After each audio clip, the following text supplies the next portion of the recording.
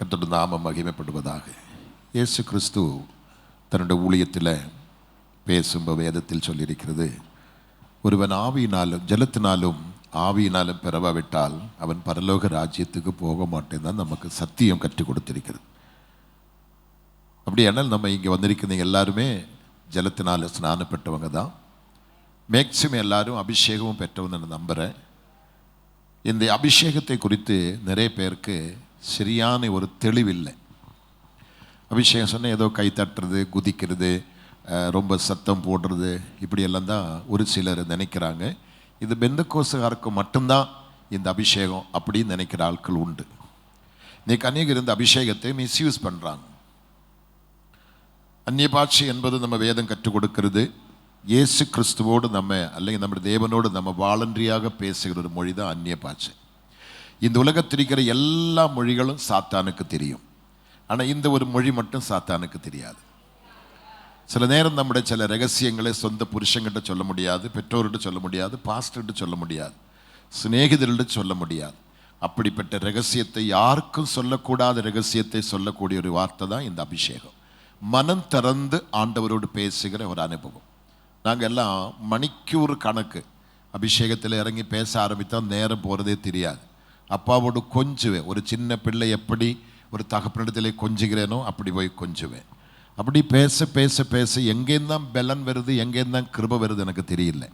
ஆனபடி இன்னைக்கு அந்த அபிஷேகத்தை குறித்து தான் ஒரு சிறு வார்த்தை உங்களுக்கு நான் கொண்டு வரேன் ஆசைப்படி. எதுக்காக தேவன் நம்மளை அபிஷேகித்தார்? நம்ம முதலாவது நம்ம தெரிஞ்சு வச்சிருக்கிறது, கர்த்தருடைய ஆவியான் உங்களுக்குள் வரும்பொழுது, பரிசுத்த ஆவி உங்களுக்குள் வரும்பொழுது நீங்கள் பலன் அடைந்து மேக்சிமம் நமக்கு இதுதான் தெரியும். ஆனால் அது அல்ல, அது தேவைதான், அது கட்டாயம் நம்ம செய்யணும், அது ஆண்டவரோட வார்த்தை தான். ஆனால் மறுபடியும் வேதத்துக்குள்ளே நம்ம போய் பார்க்கும்போது என்னை எதுக்கு தேவன் அபிஷேகம் பண்ணினார் என்பதை குறித்து ஒரு சில வார்த்தைகள், பெரிய ஸ்டோரி இது, மணிக்கூர் கணக்குன்னு பேசணும். ஒரு சில வார்த்தைகள் மட்டும் நான் உங்களுக்கு சொல்ல ஆசைப்படுகிறேன். ஒரு 3 காரியத்தை நான் சொல்ல ஆசைப்படுகிறேன். எதுக்காக இந்த அபிஷேகம்?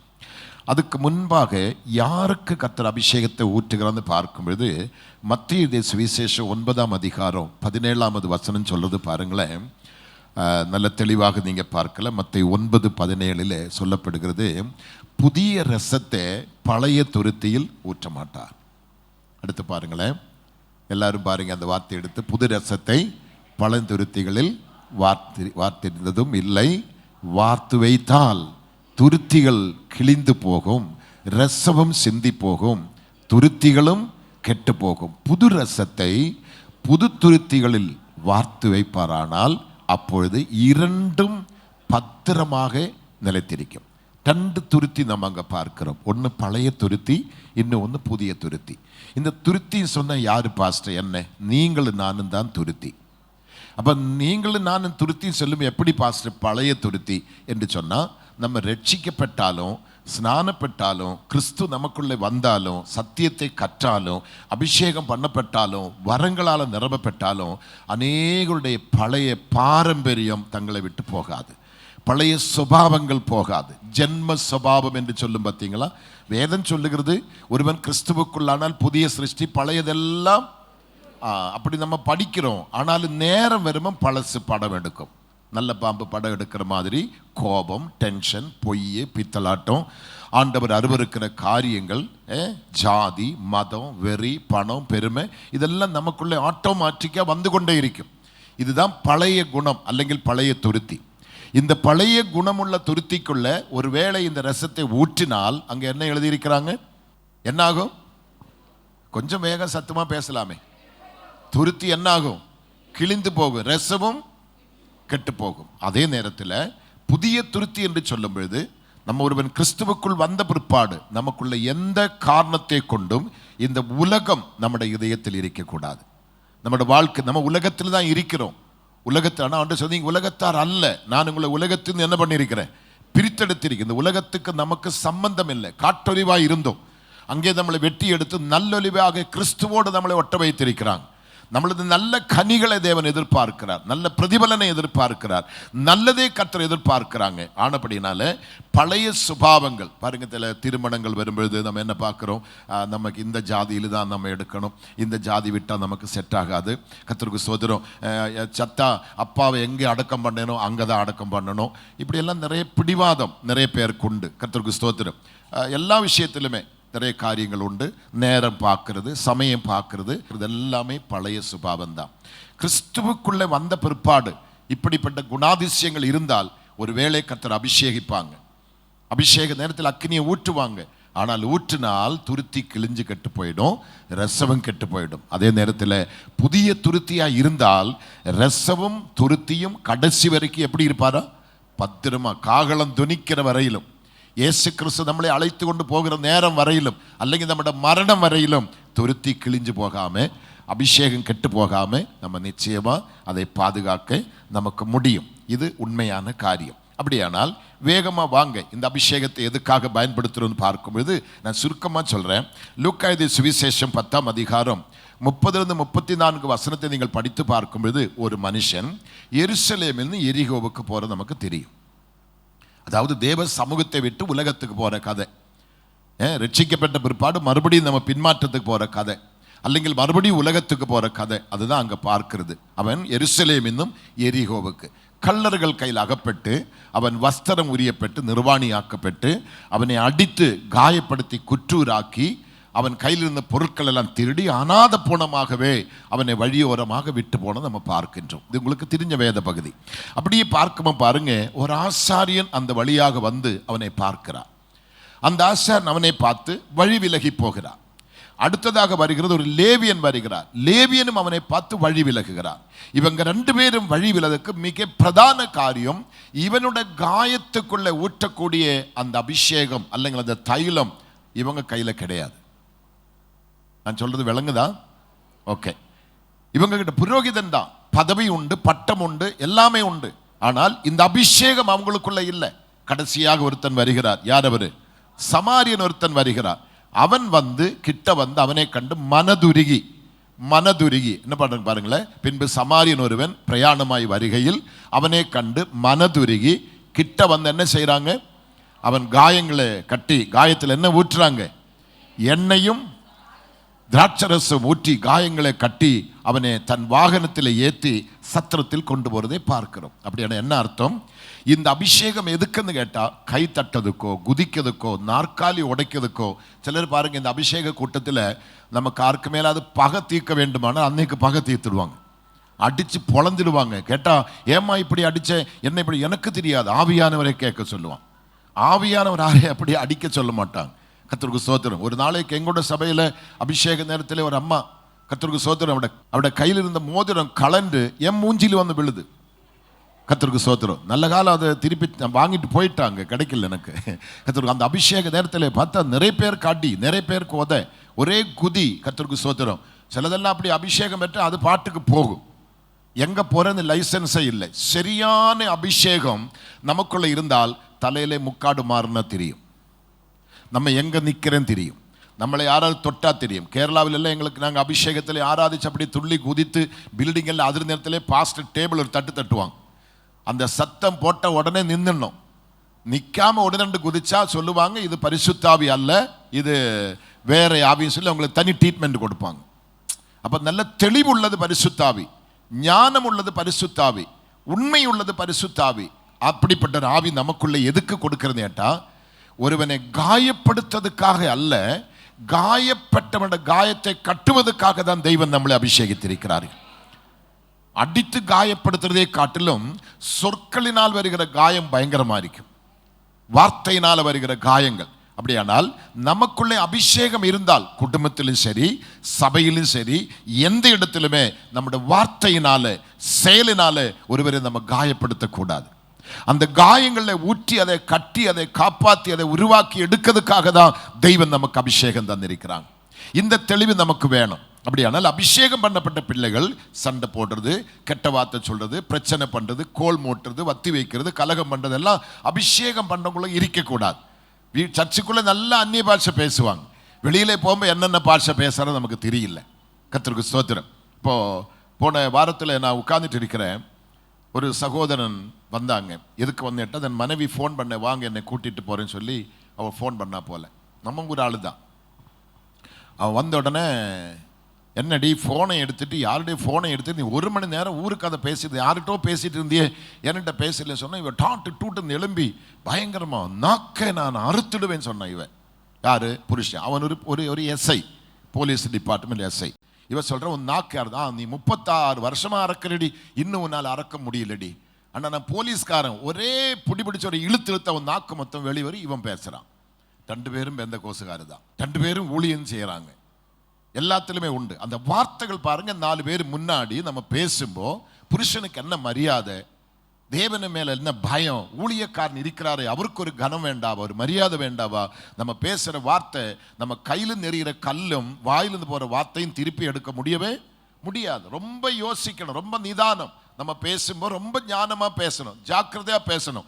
தகாதமான வார்த்தைகளை பேசி ஒருவரை எக்காரணத்தை கொண்டு காயப்படுத்துறதுக்காக தெய்வம் உங்களை அபிஷேகம் பண்ணவே இல்லை. நீங்க பேசிக்கொண்டு இருக்கும்போதே அவங்களோட காயங்கள் ஆறணும், அவங்களுக்கு ஒரு தைரியம் உண்டாகணும். அவங்க ஒருவேளை ரொம்ப நொந்து வெந்து எல்லாராலும் ஒதுக்கப்பட்டு கைவிடப்பட்டு வந்தாலும் நீங்க பேசுற அந்த வார்த்தை ஒரு ஔஷதமா இருக்கணும்.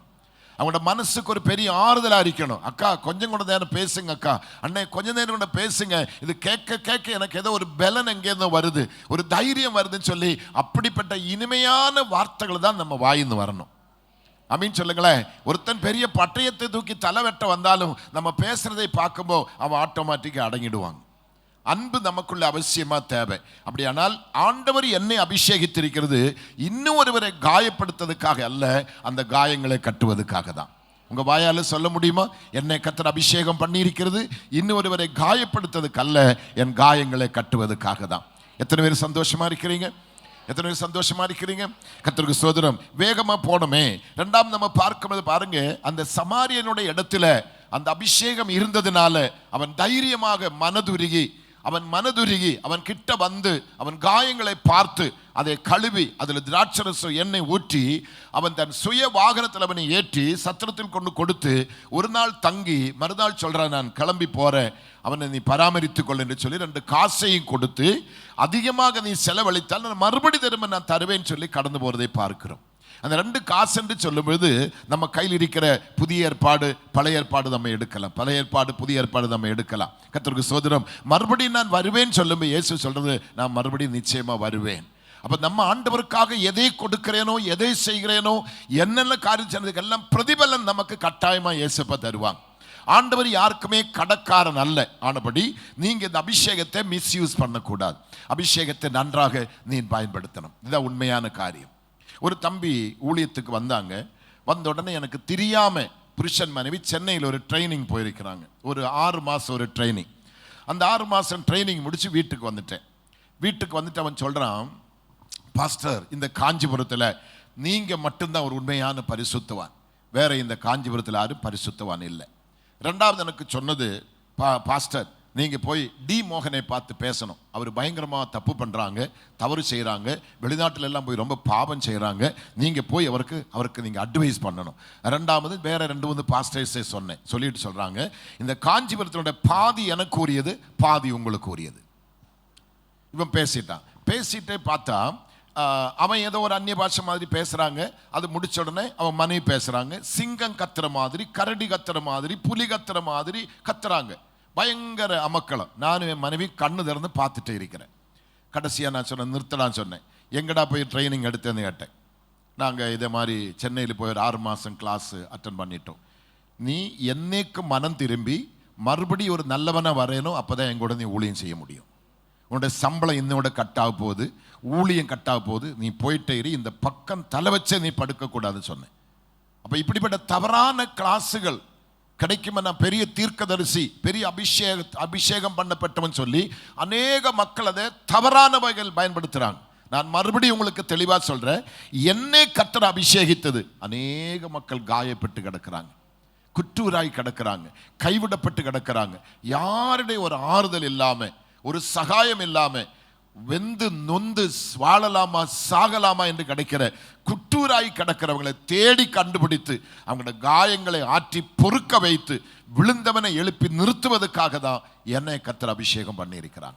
செகண்ட் நம்ம பார்க்கும் பொழுது நீங்கள் வாசிக்கலாம், எடுத்து வாசிக்க வேண்டாம். மத்தேயு 25ஆம் அதிகாரம் 4ஆம் வசனத்தை நீங்கள் அங்கே பார்க்கும் பொழுது, அதுக்கு மேலே கீழே வசனத்தை பார்க்கும் பொழுது 10 கன்னிகைகளை நீங்கள் பார்க்கலாம்.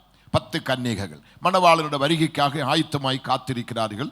மணவாளன் வருது தாமதமான பொழுது அவர்கள் கொஞ்ச நேரம் நித்திரை ஆயிட்டாங்க. மணவாளன் வந்த பொழுது 10 பேர் எழும்பி விளக்கை கொளுத்தும் பொழுது 5 விளக்கு எரியுது, 5 விளக்கு எரியில்லை. 10 பேரும் கன்னிகைகள் தான், 10 பேரும் கன்னிகைகள் தான்.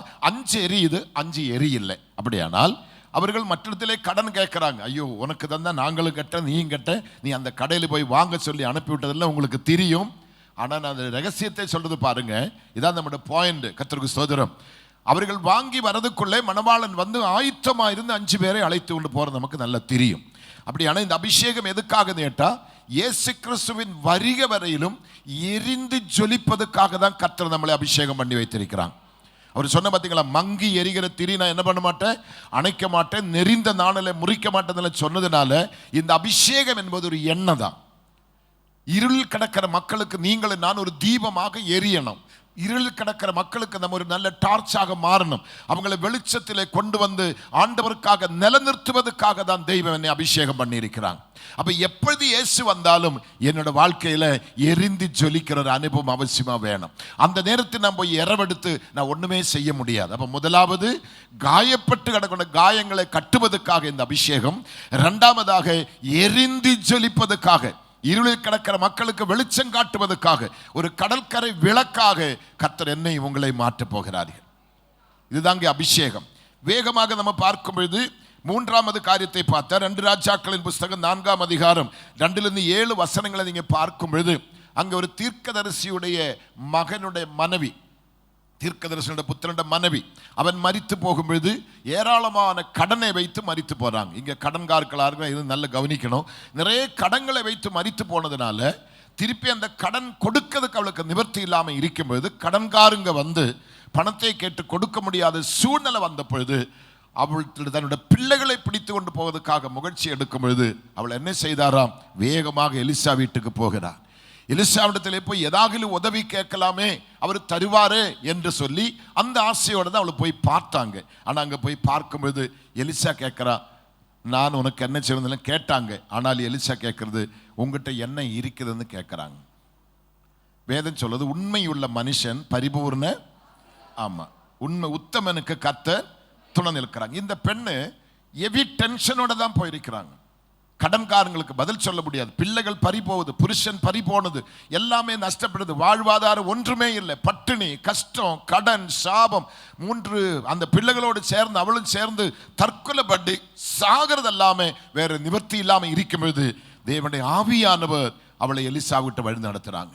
எலிசா கேட்ட பொழுது உள்ளதே உள்ளபடி சொன்னான், கூட்டவில்லை, குறைக்கவில்லை, உள்ளதே எப்படி சொன்னாரா, உள்ளபடி சொன்னாங்க. கர்த்தர் என்ன சொன்னாங்க, என் கையில ஒரு குடம் எண்ணெய் அல்லாம வேற ஒன்றுமே இல்லை. அவர் என்ன சொன்னாங்க, சரி அது போதும், நீ வீட்டுக்கு போ, சுத்து வட்டாரத்தில் இருக்கிற எல்லா வீட்டில் உள்ள குடங்களை வாங்கிக்கொள், பாத்திரங்களை வாங்கிக்கொள், நீ உன் பிள்ளைகளும் அறைக்குள்ளே பிரவேசித்து கதகை சாத்தி காலியான பாத்திரத்தில் எண்ணெய் ஊற்றி நிரம்புறது ஓரமாக எடுத்து வை. என்ன கண்டிஷன் பார்த்தீங்களா?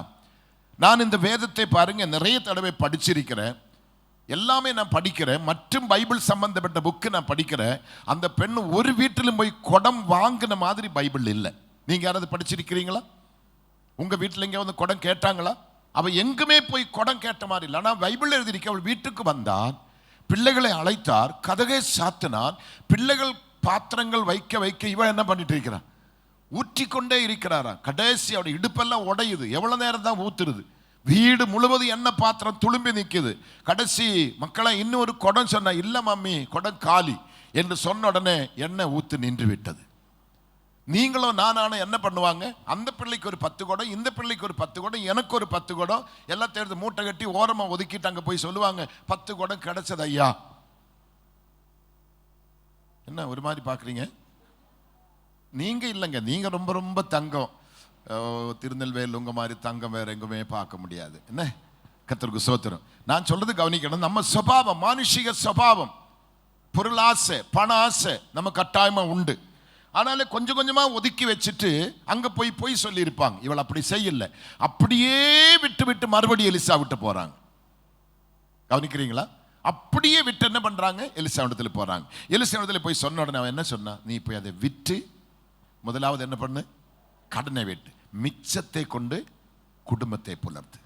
அப்படியான அபிஷேகம் கடன் வாங்கிறதுக்கு அல்ல, பட்டினி கிடக்கிறதுக்கு அல்ல, அடுத்தவங்கிட்ட போய் இரவு கேட்கறதுக்கு அல்ல, உன்னோட சொத்தோ சுகமோ ஜப்தி செய்து அடமானம் பண்ணி கொண்டு போகிறதுக்கு அல்ல. அபிஷேகம் என்பது உன்னோட கடன் இல்லாம, தரித்திரம் இல்லாம, நீ வாழுகிற நாள் முழுவதும் செழிப்பாக, சந்தோஷமாக, ராஜ போஜனத்தோடு மகிழ்ச்சியாய் வாழ்வதற்காக தான் தெய்வம் நம்மை அபிஷேகம் பண்ணி இருக்கிறாங்க. எத்தனை பேர் விசுவாசிக்கிறீங்க? கடன் வாங்கிறதுக்கு அல்ல, தரித்திரம் பிடித்து கிடக்கிறதுக்கு அல்ல, உங்களுடைய எந்த ப்ராப்பர்ட்டி, எந்த சொத்து, சிங்கிள் பைசா ஏலத்துக்கோ ஜப்திக்கோ பறித்து உங்களை தலை குனிக்க வைக்கிறதுக்கு அல்ல தெய்வம் இது செய்கிறது. எத்தனை பேருக்கு இந்த அபிஷேகம் வேணும்? முதலாவது அடுத்தவங்களுடைய காயங்களை கட்டுவதற்காக, இரண்டாவதாக எரிந்து பிரகாசிப்பதற்காக, மூன்றாவதாக கடன் இல்லாம, தரித்திரம் இல்லாம, பட்டினி இல்லாத வாழுவதற்காக. நான் நினைக்கிற ஒரு சிலர் மேலத்தை ரெண்டை விட்டு கீழத்தை ஒன்று எதிர்பார்ப்ப போல தெரியுது. கடன் இருக்கக்கூடாது, அப்புறம் பட்டினி இருக்கக்கூடாது. மேலத்தை ரெண்டு விட்டாலும் மூணாவது யாரும் விட மாட்டேன்னு நினைக்கிறேன். ஆனால் இது மூணு நமக்கு அவசியமாக வேணும். மறுபடியும் சொல்கிறேன், ஒன்று மற்றவங்களை காயப்படுத்துறதுக்கு அல்ல, காயங்களை கட்டுவதற்காக. ரெண்டாவது, மணவாளன் வரும்போது என் விளக்கு எரிந்து கொண்டே இருக்கணும். இருளில் கிடக்கிற மக்களுக்கு நான் ஒரு தீபமாக மாறணும். ஒரு மெழுகுதிரி பாருங்க, நீங்க கொளுத்தி வைங்க, அது எரிந்து பிரகாசித்து பிரகாசித்து உருகுது.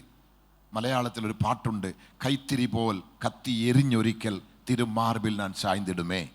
அப்ப நீங்களும் நானும் எரிந்து அடங்க வேண்டியவங்க தான். எத்தனை சந்தோஷமா இருக்கிறீங்க? அப்படியானா நம்ம ரட்சிக்கப்பட்ட நாளிலிருந்து கண்ணு மூடி மரிக்கிற நேரம் வரையிலும் நம்முடைய விளக்கு எரிஞ்சு கொண்டே இருக்கணுமா. ஒரு மெழுகுதிரி உருகிறது போல, அல்லங்கில் உப்பு பாருங்க தண்ணியில கரையிறது போல, நீங்கள் நானும் கிறிஸ்துவுக்காக அனுதினமும் புலம்பி கதறி அழுது நம்ம ஜெபிக்கும் பொழுது நம்முடைய வாழ்க்கை மிக செழிப்பாக தான் இருக்கும். இப்போ உங்களுக்கு புரியுதா? மறக்க கூடாது. முதலாவது, ஆரையும் நீங்க எந்த விதத்தில் என்ன பண்ணக்கூடாதுங்க, காயப்படுத்தக்கூடாது, காயப்படுத்தக்கூடாது. காயங்களை நீங்க கட்டணும். காயப்பட்டவங்களை கண்டு நீங்க அப்படி போகவும் கூடாது, போகவும் கூடாது. அவங்களுக்கு உடனே நீங்க உதவி செய்யணும். அந்த நல்ல மனசு இருக்க வேண்டுமானால் ஆவியானவருக்கு மட்டும்தான் அந்த ஈவு இறக்கோள்ள ஆவி இருக்குது. அந்த ஆவியானவர் நமக்குள்ளே ஆளுகை செய்கிறார். அவர் தான் நம்மளை வழி நடத்திட்டு போகுது. ரெண்டாவது, மணவாளன் எப்போ வருவார் நமக்கு தெரியல. இதோ வரேன்னு சொல்லி இவ்வளோ காலம் நம்மளை ஏமாத்தி இருக்கிறோம். அவர் சீக்கிரம் வரப்போகிறார். அவர் வரும்பொழுது என் அபிஷேகத்தை வேற எங்கேயாவது போய் வாங்கிறதுக்காக போகக்கூடாது, அபிஷேகத்தை புதுப்பிக்கணும். மூன்றாவது காரியம், நம்முடைய வாழ்க்கையில கடனும் சாபமும் பட்டினி இல்லாம நீங்க ராஜ போஜனத்தோடு ராஜ மரியாதையோடு கம்பீரமாக புத்து குலுங்கி வாழ்வதற்காக தான் கர்த்தர் உங்களை அபிஷேகம் பண்ணியிருக்கிறாங்க. இந்த அபிஷேகத்தை எங்க ஊட்டி இருக்க தெரியுமா? மண்பாண்டமான துருத்தியிலே ஊத்தப்பட்டிருக்கிறது. அப்ப அந்த துருத்தி கெட்டு போகாம இருக்க வேண்டுமானால் பழைய சுபாவங்கள் ஒன்றும் நம்முடைய இதயத்திலே வாழ்க்கையில இருக்கக்கூடாது. பழையதெல்லாம் இன்றோடு வேரோடு பிடிங்கி எடுத்துடணும். நமக்குள்ள அது இருக்கவே கூடாது, இருக்கவே கூடாது.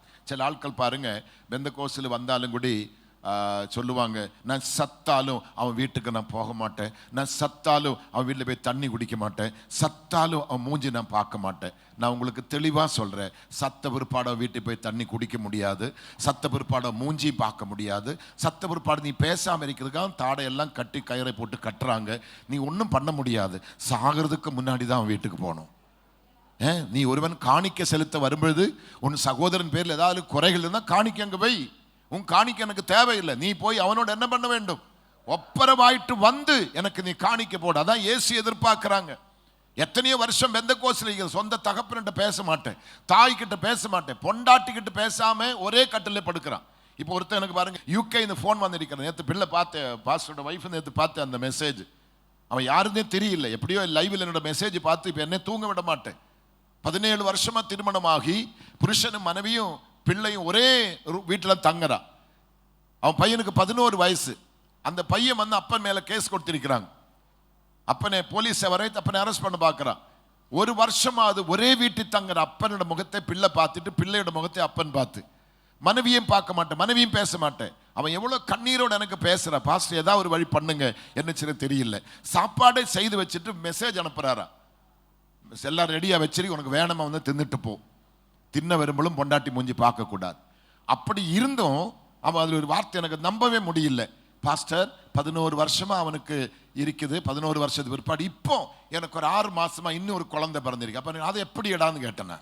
பேச மாட்டாளா அவ அந்த ரூமில், இவன் இந்த ரூமில், பையன் அந்த ரூமில், 3 ஜெயில் 3 அரசு இருக்கிறான். பிள்ளை எப்படி இடம் பிறந்த, உன் பிள்ளை தானா? அது என் பிள்ளை தான்.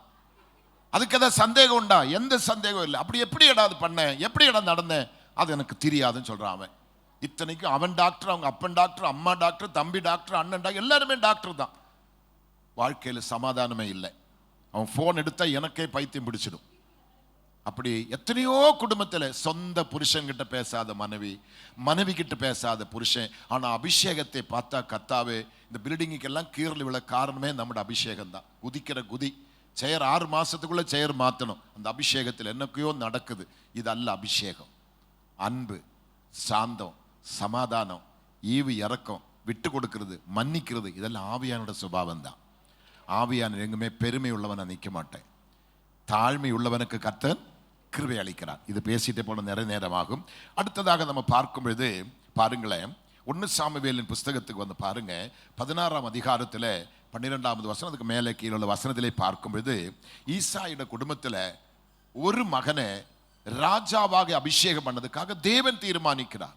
சவுலை கர்த்தர் மாற்றி சவுலுடைய ஸ்தானத்தில் ஒருவனை ராஜாவை அபிஷேகம் பண்ணதுக்கு பரலோகம் ஈசாயோட குடும்பத்தில் இருக்கிற 8 மக்களில் ஒருத்தனை ராஜாவாக அபிஷேகம் பண்ணதுக்காக தீர்மானிக்கிறாங்க. இது சொர்க்கம் தீர்மானித்தது. சாமுவேலை அதுக்காக அனுப்புறாங்க.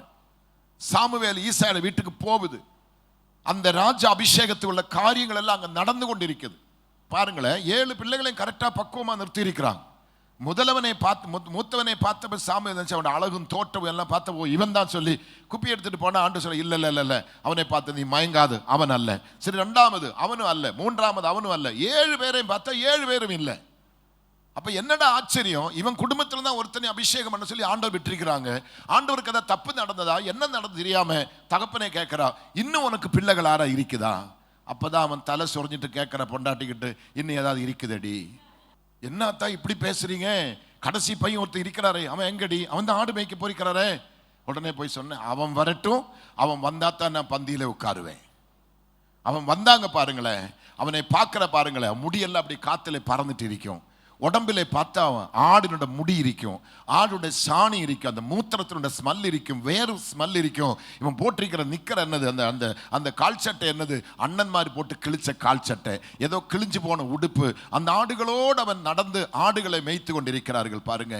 அந்த ஒரு நாளாக அந்த தகப்பன் உண்மையுள்ளவனா இருந்தா, அல்ல தாய் உண்மையுள்ளவளா இருந்தா, அல்ல இந்த 7 சகோதரங்கள் உண்மையுள்ளவங்களா இருந்தா, அப்பா இன்னைக்கு ஒரு நாள் ஆடு பட்டினியா செத்தாலும் பரவாயில்லப்பா, அவனே கூட நிறுத்துங்கப்பா, ஒருவேளை என்னதான் அபிஷேகம் பண்ண வந்து பார்க்கட்டப்பா, அப்படி சொல்லுவாங்களா சொல்ல மாட்டாங்களா? ஆனா யாருமே சொல்லல, யாருமே சொல்லல. இதுக்குதான் 23ஆம் சங்கீதத்தில் சொல்லி இருக்கிறாங்க, ஆமீன், சத்துருக்களுக்கு முன்பாக நீர் எனக்கு ஒரு பந்தி ஆயத்தப்படுத்தி என் தலை என்ன பண்ணி இருக்கிறாங்க. அப்ப தாவீதனோட சத்துருக்கள் யாரு? அப்பா, அம்மா, 7 அண்ணன்மாரு. அவங்களை சுத்தி நிறுத்தி தான் அவனை அபிஷேகம் பண்ண போறாங்க. எத்தனை பேர் சந்தோஷமா இருக்கிறீங்க? சத்துருக்கள் உங்களுக்கு பெருகும் பொழுது சத்துருவை பார்க்க கூடாது. அவனோட பேக்ரவுண்டு, அடியாட்கள் இருக்குதா, பணம் இருக்குதா, அரசியல் இருக்குதா, போலீஸ் பிடி இருக்குதா, அதெல்லாம் பார்க்க கூடாது. உங்களுக்கு சத்துரு பெருகும் பொழுது நீங்க பார்க்க வேண்டியது, உங்களுக்கு முன்னாடி ஒரு மேசை கர்த்தர் ஆயத்தப்படுத்துகிறார், ஒரு பந்தி ஆயத்தமாவது, 2வது தலையில் அபிஷேகம் வரப்போகுது, உன் பாத்திரம் நிரம்பி வழிய போகுது. அதுக்கு தான் கர்த்தர் சத்துருவை உருவாக்குறாங்க. பாஸ்டர் பக்கத்து விட்டாரு, பயங்கர தொல்லை. எதுக்கு? நீ தெளிவா அந்நிய பாஷை பேசுறதுக்காக தான். பாஸ்டர் வந்திருக்கிற மருமகள் அவளு மகளு மாதிரி இல்ல, மூதேவி பாஸ்டர், காட்டேரி பாஸ்டர். வீட்டுக்குள்ள வந்த நாள் வீட்டை தொலைஞ்சிச்சு பாஸ்டர். எதுக்கு? அந்த மருமகள் உனக்கு டியூஷன் எடுக்க வந்திருக்கிற, உன்னை திருத்ததுக்காக, நீ உண்மையா பைபிள் படிக்கிறதுக்காக, உண்மையா நீ ஜெபிக்கிறதுக்காக, சத்தியத்தில் நீ நிக்கிறதுக்காக தான் மருமகளை கர்த்தர் அனுப்பி வச்சிருக்கிறாங்க. ஒருத்தர் மாமின்னு சொல்ல மாட்டாங்க. மாமிங்களை நான் சொல்றது கவனிக்கிறீங்களா? கர்த்தருக்கு ஸ்தோத்திரம். எல்லாரும் கவனிக்கணும், நான் சொல்றது ஜோக் இல்லை, காரியமா சொல்றேன். கடைசி அந்த பையனை கொண்டு வந்தா பார்த்தீங்களா, அது மட்டும் கொஞ்சம் படி மக்களை. தாவீது வந்த உடனே அவனை பார்த்த எப்படி இருக்கிறாங்க பாருங்க. ஆள் அனுப்பி அவனை அழைப்பித்தான். அவன் என்ன மேனி, ஒரு நாளா குளிச்சிருப்பாங்களா? காலையும் காத்தாலே போய் ராத்திரில திரும்பி வருவாங்க. ஆடு வந்து குளிச்சு தான் படுக்கிறாங்க. அவன் என்ன சென்று என்னென்ன அவனை அடிப்பா, என்ன வாசனை தெரியுங்களா, அடி ஒண்ணுமே இல்லை. குளிக்கிறதுக்கு அவனுக்கு சோப்பு இருக்குமா? இல்லை. ஆனா அவனை பார்த்தா எப்படி இருக்குதா? சிவந்த மேனியும் அழகிய கண்களும் நல்ல ரூபம் உள்ளவனாய் இருந்தான். அப்பொழுது கர்த்தர், இவன் தான், நீ எழுந்து இவனை என்ன பண்ணு. பள்ளிக்கூடம் போயிருக்கிறாரா? சொல்லுங்களேன் கொஞ்சம். பள்ளிக்கூடம் போயிருக்கிறாரா? கை நாட்டு, வெறும் கையெழுத்து போட தெரியும், அவன் பேர் எழுத தெரியாது. அவனை இப்ப யாராக அபிஷேகம் பண்றாங்க? நீங்க அபிஷேகத்தை சொற்பமா நினைக்க கூடாது, கொச்சப்படுத்த கூடாது. யாராகலும் ஆவியிலே நிரம்பி ஆராதிக்கும் அதை கண்ணை திறந்து வேடிக்கை பார்த்து சிரிக்க கூடாது. அபிஷேகம் என்பது கர்த்தர் உன்னை மகிமையான உன்னதமான உயர்ந்த ஸ்தானத்திலே கொண்டு வைக்கிறதுக்காக தான். இதுக்கு ஜாதியோ படிப்போ பட்டமோ பதவியோ ஒன்றும் தேவையில்லை. உன்னை கர்த்தர் பார்க்கும் பொழுது அவருடைய கண்களில் நீ அழகுள்ளவனாய் இருக்க வேண்டும். நான் சொல்றது, ஆண்டவர் பார்த்தது தாவீதுடைய வெளித்தோட்டத்தை பார்க்கல, உள்தோட்டத்தை பார்க்கிறார். அவருடைய உள்ளான மனுஷன் அழகுள்ள மேனியா இருக்கிறார், சிவந்த மேனியா இருக்கிறார். ஆமீன் சொல்லுங்களேன். அவருடைய கண்கள் அழகா, தேவனை கண்ட கண்ணெல்லாம் நிச்சயமே அழகா தான் இருப்பாங்க. தேவனை பார்த்த முகங்கள் அது இருண்டிருக்காது, பிரகாசமாக தான் இருப்பாங்க. எத்தனை சந்தோஷமா இருக்கிறீங்க? சில பிள்ளைங்க பியூட்டி பார்லர் போவாங்க. இந்த கல்யாணத்துக்கு எல்லாம் பாருங்க, கல்யாணத்துக்கு இப்போ நான் இப்போ ஒரு கல்யாணம் நடத்தினேன் சமீபத்தில். கல்யாண நேரத்தில் பையன் என்னை பார்த்து முறைக்கிறேன். என்னடா நேட்ட, இது நான் பார்த்த பொண்ணு இல்லைன்னு சொல்றான். அவன் இன்னும் 10 நிமிஷத்துல கைப்பிடிச்சு கல்யாணம் கட்டி வைக்க போறோம். அவன் என்னை பார்த்து முறைக்கிறான். நான் கிட்ட போய் என்ன மக்களை என்ன விஷயம் சொல்றான்னு சொன்னா, நான் பார்த்த பொண்ணு இவ கிடையாதுன்னு சொல்றான். இது பிரியம் எல்லாம் எடுத்து கர்த்தருக்கு ஸ்தோத்திரம் பைபாஸ் எல்லாம் போட்டு சீரியல் எல்லாம் மாட்டி பெயிண்ட் எல்லாம் அடிச்சு பக்கா மூதேவி. அது நடந்து வர்றது பார்த்தாலே நமக்கு அலரும் கொலை நடுங்கி போயிடும். வித்தியாசம் அப்படி நடந்து வர்றாங்க. பார்க்குற பார்வையெல்லாம் பார்த்தா ஐயோ கர்த்தாவே சகிக்க முடியல. திடீர்னு அந்த இடத்துல சரியான ஏர் சர்க்குலேஷன், காற்று வசதி இல்லை. அப்படியே வேர்வு ஊத்துது, தார் உருகி ஒழுகிற மாதிரி. துடைக்கிறதெல்லாம் கருப்பும் பச்சையும் மஞ்சள் எல்லாம் ஒன்னா சேர்ந்து பார்க்கவே முடியல. அவ்வளோ அலங்கோலம். நான் சிரிக்கிறதுக்காக சிந்திக்கிறதுக்காக சொல்றேன். நான் கேட்ட பிள்ளை இந்த பியூட்டி பார்லர் 12,000 கொடுத்தாரா?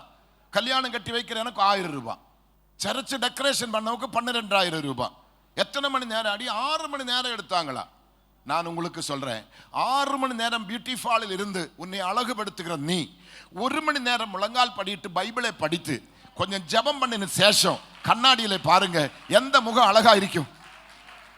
இனி ஒருத்தியும் கூட போக மாட்டா போல தெரியுது. கர்த்தருக்கு ஸ்தோத்திரம். பாஸ்டர்ஸ் வைஃப் எல்லாம் இப்ப இன்னைக்கு அப்படி மாறிட்டாங்க. நம்ம பாஸ்டர் வைஃப் இல்ல, வேற. கர்த்தருக்கு ஸ்தோத்திரம்.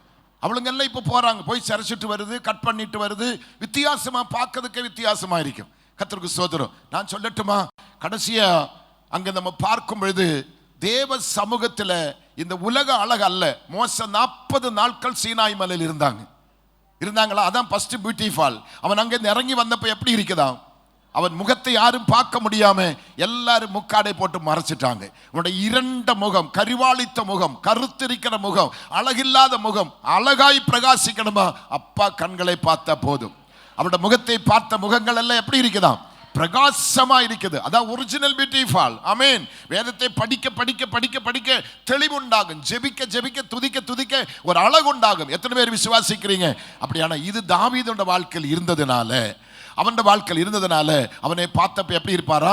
அவனை ஆள் அனுப்பி அவனை அழைப்பித்தான். அவன் எப்படி இருந்தார? சிவந்த மேனியும் அழகிய கண்களும் நல்ல ரூபம் உள்ளவனுமாய் இருந்தான். அப்பொழுது கர்த்தர் இவன் தான் என்று சொல்லி இவனை எழுந்து போய் நீ என்ன பண்ணு? அபிஷேகம் பண்ணு. எல்லாரையும் சுத்தி நிறுத்தி அவனை கர்த்தர் அபிஷேகம் பண்ணுகிறார். ஆமென். அந்த அபிஷேகம் பண்ணப்பட்ட நாள் முதல் கொண்டு தாவீதோடு கர்த்தர் இருந்தார். யாராலே சாதிக்க முடியாத காரியத்தை அவன் சாதித்தார். உன்னதமான இடங்களில் கர்த்தர் கொண்டு வைத்தாங்க. எத்தனை சந்தோஷமா இருக்கிறீங்க? அப்படியே இன்னைக்கு இவ்வளவு பேர் இன்னைக்கு வந்திருக்கிறாரே, ஒரு புதிய அபிஷேகம் இன்னைக்கு கர்த்தர் ஊற்றப்பட போறாங்க. அப்ப அந்த புதிய அபிஷேகம் ஒரு நபருக்கு தான் போய் சேருது. ஒரு ஆளை இன்னைக்கு இந்த கூட்டத்திலே கர்த்தர் ராஜாவாக அபிஷேகம் பண்ண போகிறார். யார் அவர்? ராஜாதி ராஜா. தன்னோட மந்தையிலே, தன்னோட குடும்பத்திலே, தன்னோட சேனையில ஒருவனை நியமிக்கும் பொழுது நீங்க கலங்க கூடாது. நீங்க என்ன பண்ணணும்? அந்த ஒருவன் நானா இருக்கணும். ஆண்டவரே, என்னோட கண்களில் எனக்கு தயவு கிடைக்கணும்ப்பா என்று சொல்லி நீங்க உண்மையாக நீங்க செய்கிறது உண்டானால் நிச்சயமாகவே கர்த்தர் அற்புதத்தை செய்வாராக. இப்ப எங்க வச்சு அவனுக்கு அபிஷேகத்தை கொடுக்கிறாங்க? சத்துருக்கள். ஆரவன் சத்துருக்கள். வீட்டாரே உனக்கு சத்ரு. அப்பா அம்மா 7 அண்ணன்மாரை ரவுண்டு நிறுத்தி இவன் தலைமையில அபிஷேகம். அதுக்குள்ள யோக்கியதை உண்டா? தாவீதுக்கு அதுக்குள்ள யோக்கியதை உண்டா? சொல்லுங்களேன். நிறைய பேர் பொறாமை நினைக்கிற. எனக்கு அது பிரச்சனை இல்லை. அவனுக்கு அதுக்குள்ள யோக்கியதை இல்லை. ஆனால் பரலோகம் பார்க்கும்பொழுது வெளித்தோட்டம் பார்க்கல, உள்ளே பார்க்க. மனுஷன் முகத்தை பார்க்கிறான், இதே அகத்தின் அழகு முகத்து தெரியும். கர்த்தருக்கு ஸ்தோத்திரம். அகத்தின் அழகு எப்படி இருக்கும்? முகத்தை தெரியும். பாருங்க, இந்த சம்பளம் வாங்குறவங்க அந்த 1ஆம் தேதி 15ஆம் தேதி வரை முகத்தை பார்த்தா நல்ல பிரகாசமா இருக்கும். அந்த 15ஆம் தேதி வரைக்கும் என்ன பாட்டு தெரியுமா? நல்ல சிங்க குட்டிகள் தாட்சி அடைந்து பட்டினி இழந்தாலும் சொல்லி எல்லாம் நல்ல பாட்டு, நல்ல பாட்டு. 15ஆம் தேதி வரை. 15ஆம் தேதி கிட்டத்தட்ட ஒரு 25ஆம் தேதி வரைக்கும் வேற பாட்டு. 25 36 31 நாள் வரைக்கும் சாவு பாட்டு தான் பாடுவாங்க. டெட் பாடிக்கு முன்னாடி எல்லா பாத்திரமும் காலியாகி, மணி பேர்ஸும் காலியாகி, ஏடிஎம்மும் காலியாகி, அந்த 5 நாட்கள் உருட்டிட்டு போகிற போக்கு பார்த்தா சகிக்கவே முடியல. ஆனால் சபையிலே முக்கியமான நபர் தான். எல்லா கூட்டத்துக்கும் வருவாங்க. நான் சொல்கிறேன், உயர்ந்திருக்கவும் தாழ்ந்திருக்கவும் நம்ம கற்றுக்கொள்ள வேண்டும். எந்த நிலைமையிலும் எந்த சூழ்நிலையும் வாழ்ந்து கொள்ள கற்றுக்கொள்ள வேண்டும். எத்தனை பேர் விசுவாசிக்கிறீங்க? எத்தனை பேர் விசுவாசிக்கிறீங்க? நான் இப்போ தம்பிக்கு ஒரு விஷயத்தை சொன்னேன். தம்பி வந்து கேட்டேன், இந்த நாற்காலியில் உங்களால் முடியுமாப்பா? இல்லை அந்த நாற்கால் உட்கார். இல்லைடாப்பா, எல்லாமே எனக்கு தெரியும், எல்லாத்தையும் நான் அனுபவித்து வந்தவன் தான், எனக்கு இதெல்லாம் ஒன்றும் பிரச்சனை இல்லை. சொல்லும் ஒரு விஷயம் எனக்கு ஞாபகம். திருவள்ளூரில் ஒரு பெரிய சர்ச்சில் என்னை கன்வென்ஷனுக்காக 3 நாளைக்கு என்னை நியமிச்சிட்டாங்க. அது பப்ளிக் மீட்டிங், பெரிய ஓப்பன் பிளேஸ் மீட்டிங், பல ஆயிரக்கணக்கான ஜனங்கள் கூடுற ஒரு மீட்டிங். அந்த 3 நாட்கள் நான் அங்கே தான் தங்கணும், தங்கி அங்கே சாப்பிடணும்.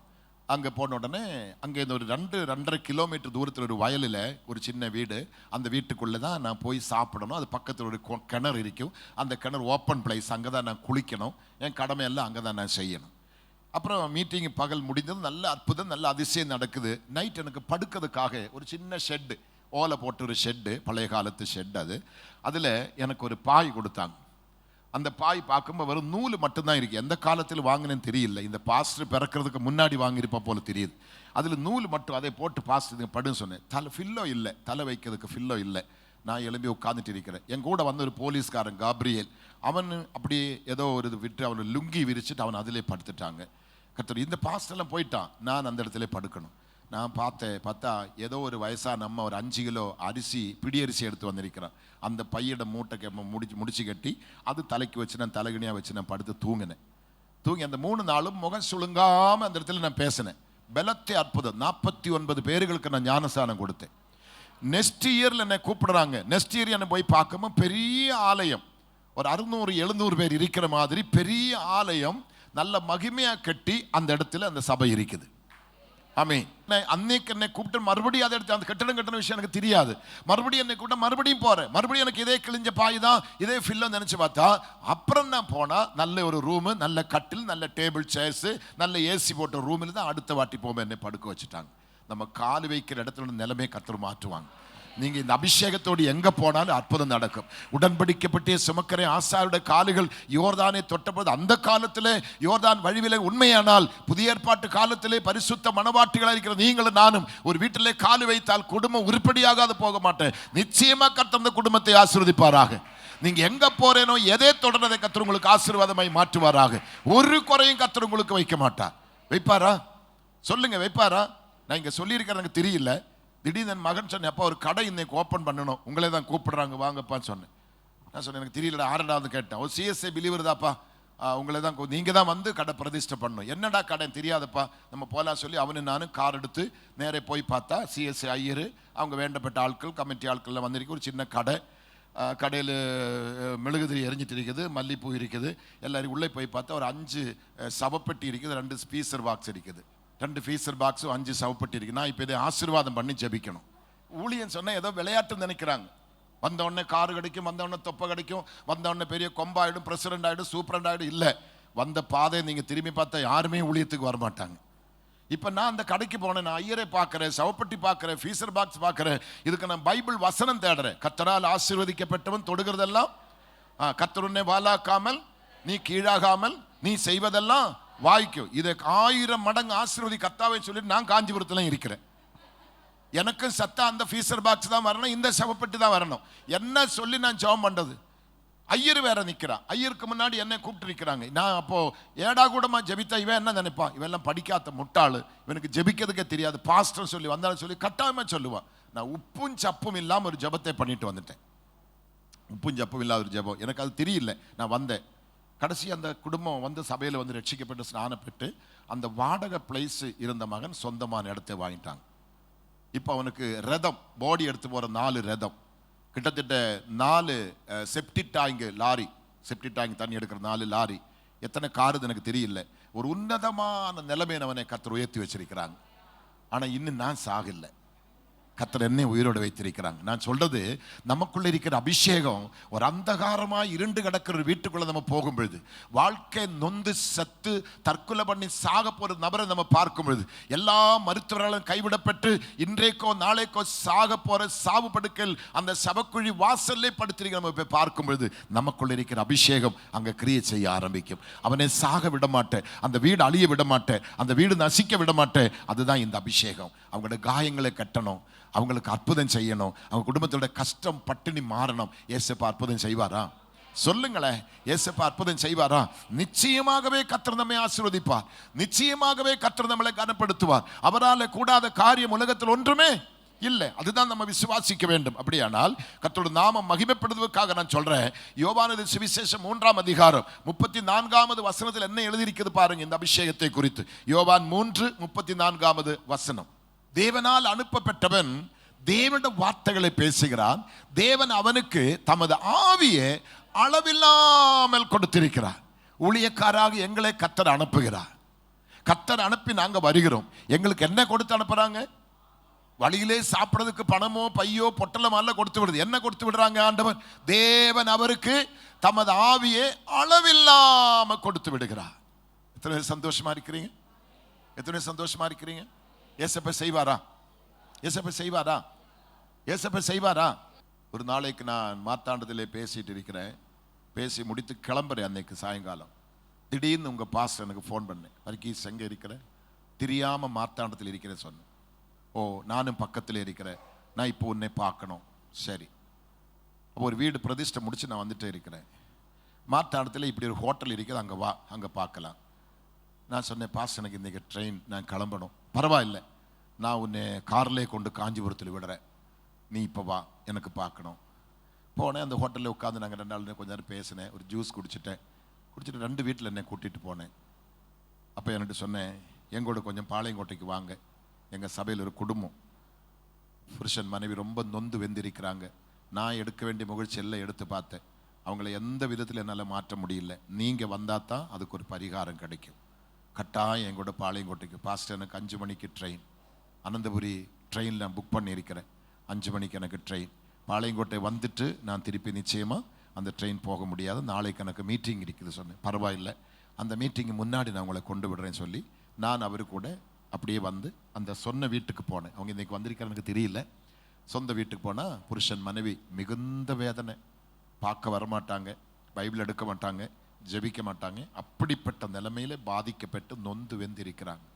நாங்கள் வந்து ஒரு குறைஞ்சது ஒரு 15 நிமிஷம் தான் பேசியிருப்பேன் நினைக்கிறேன்.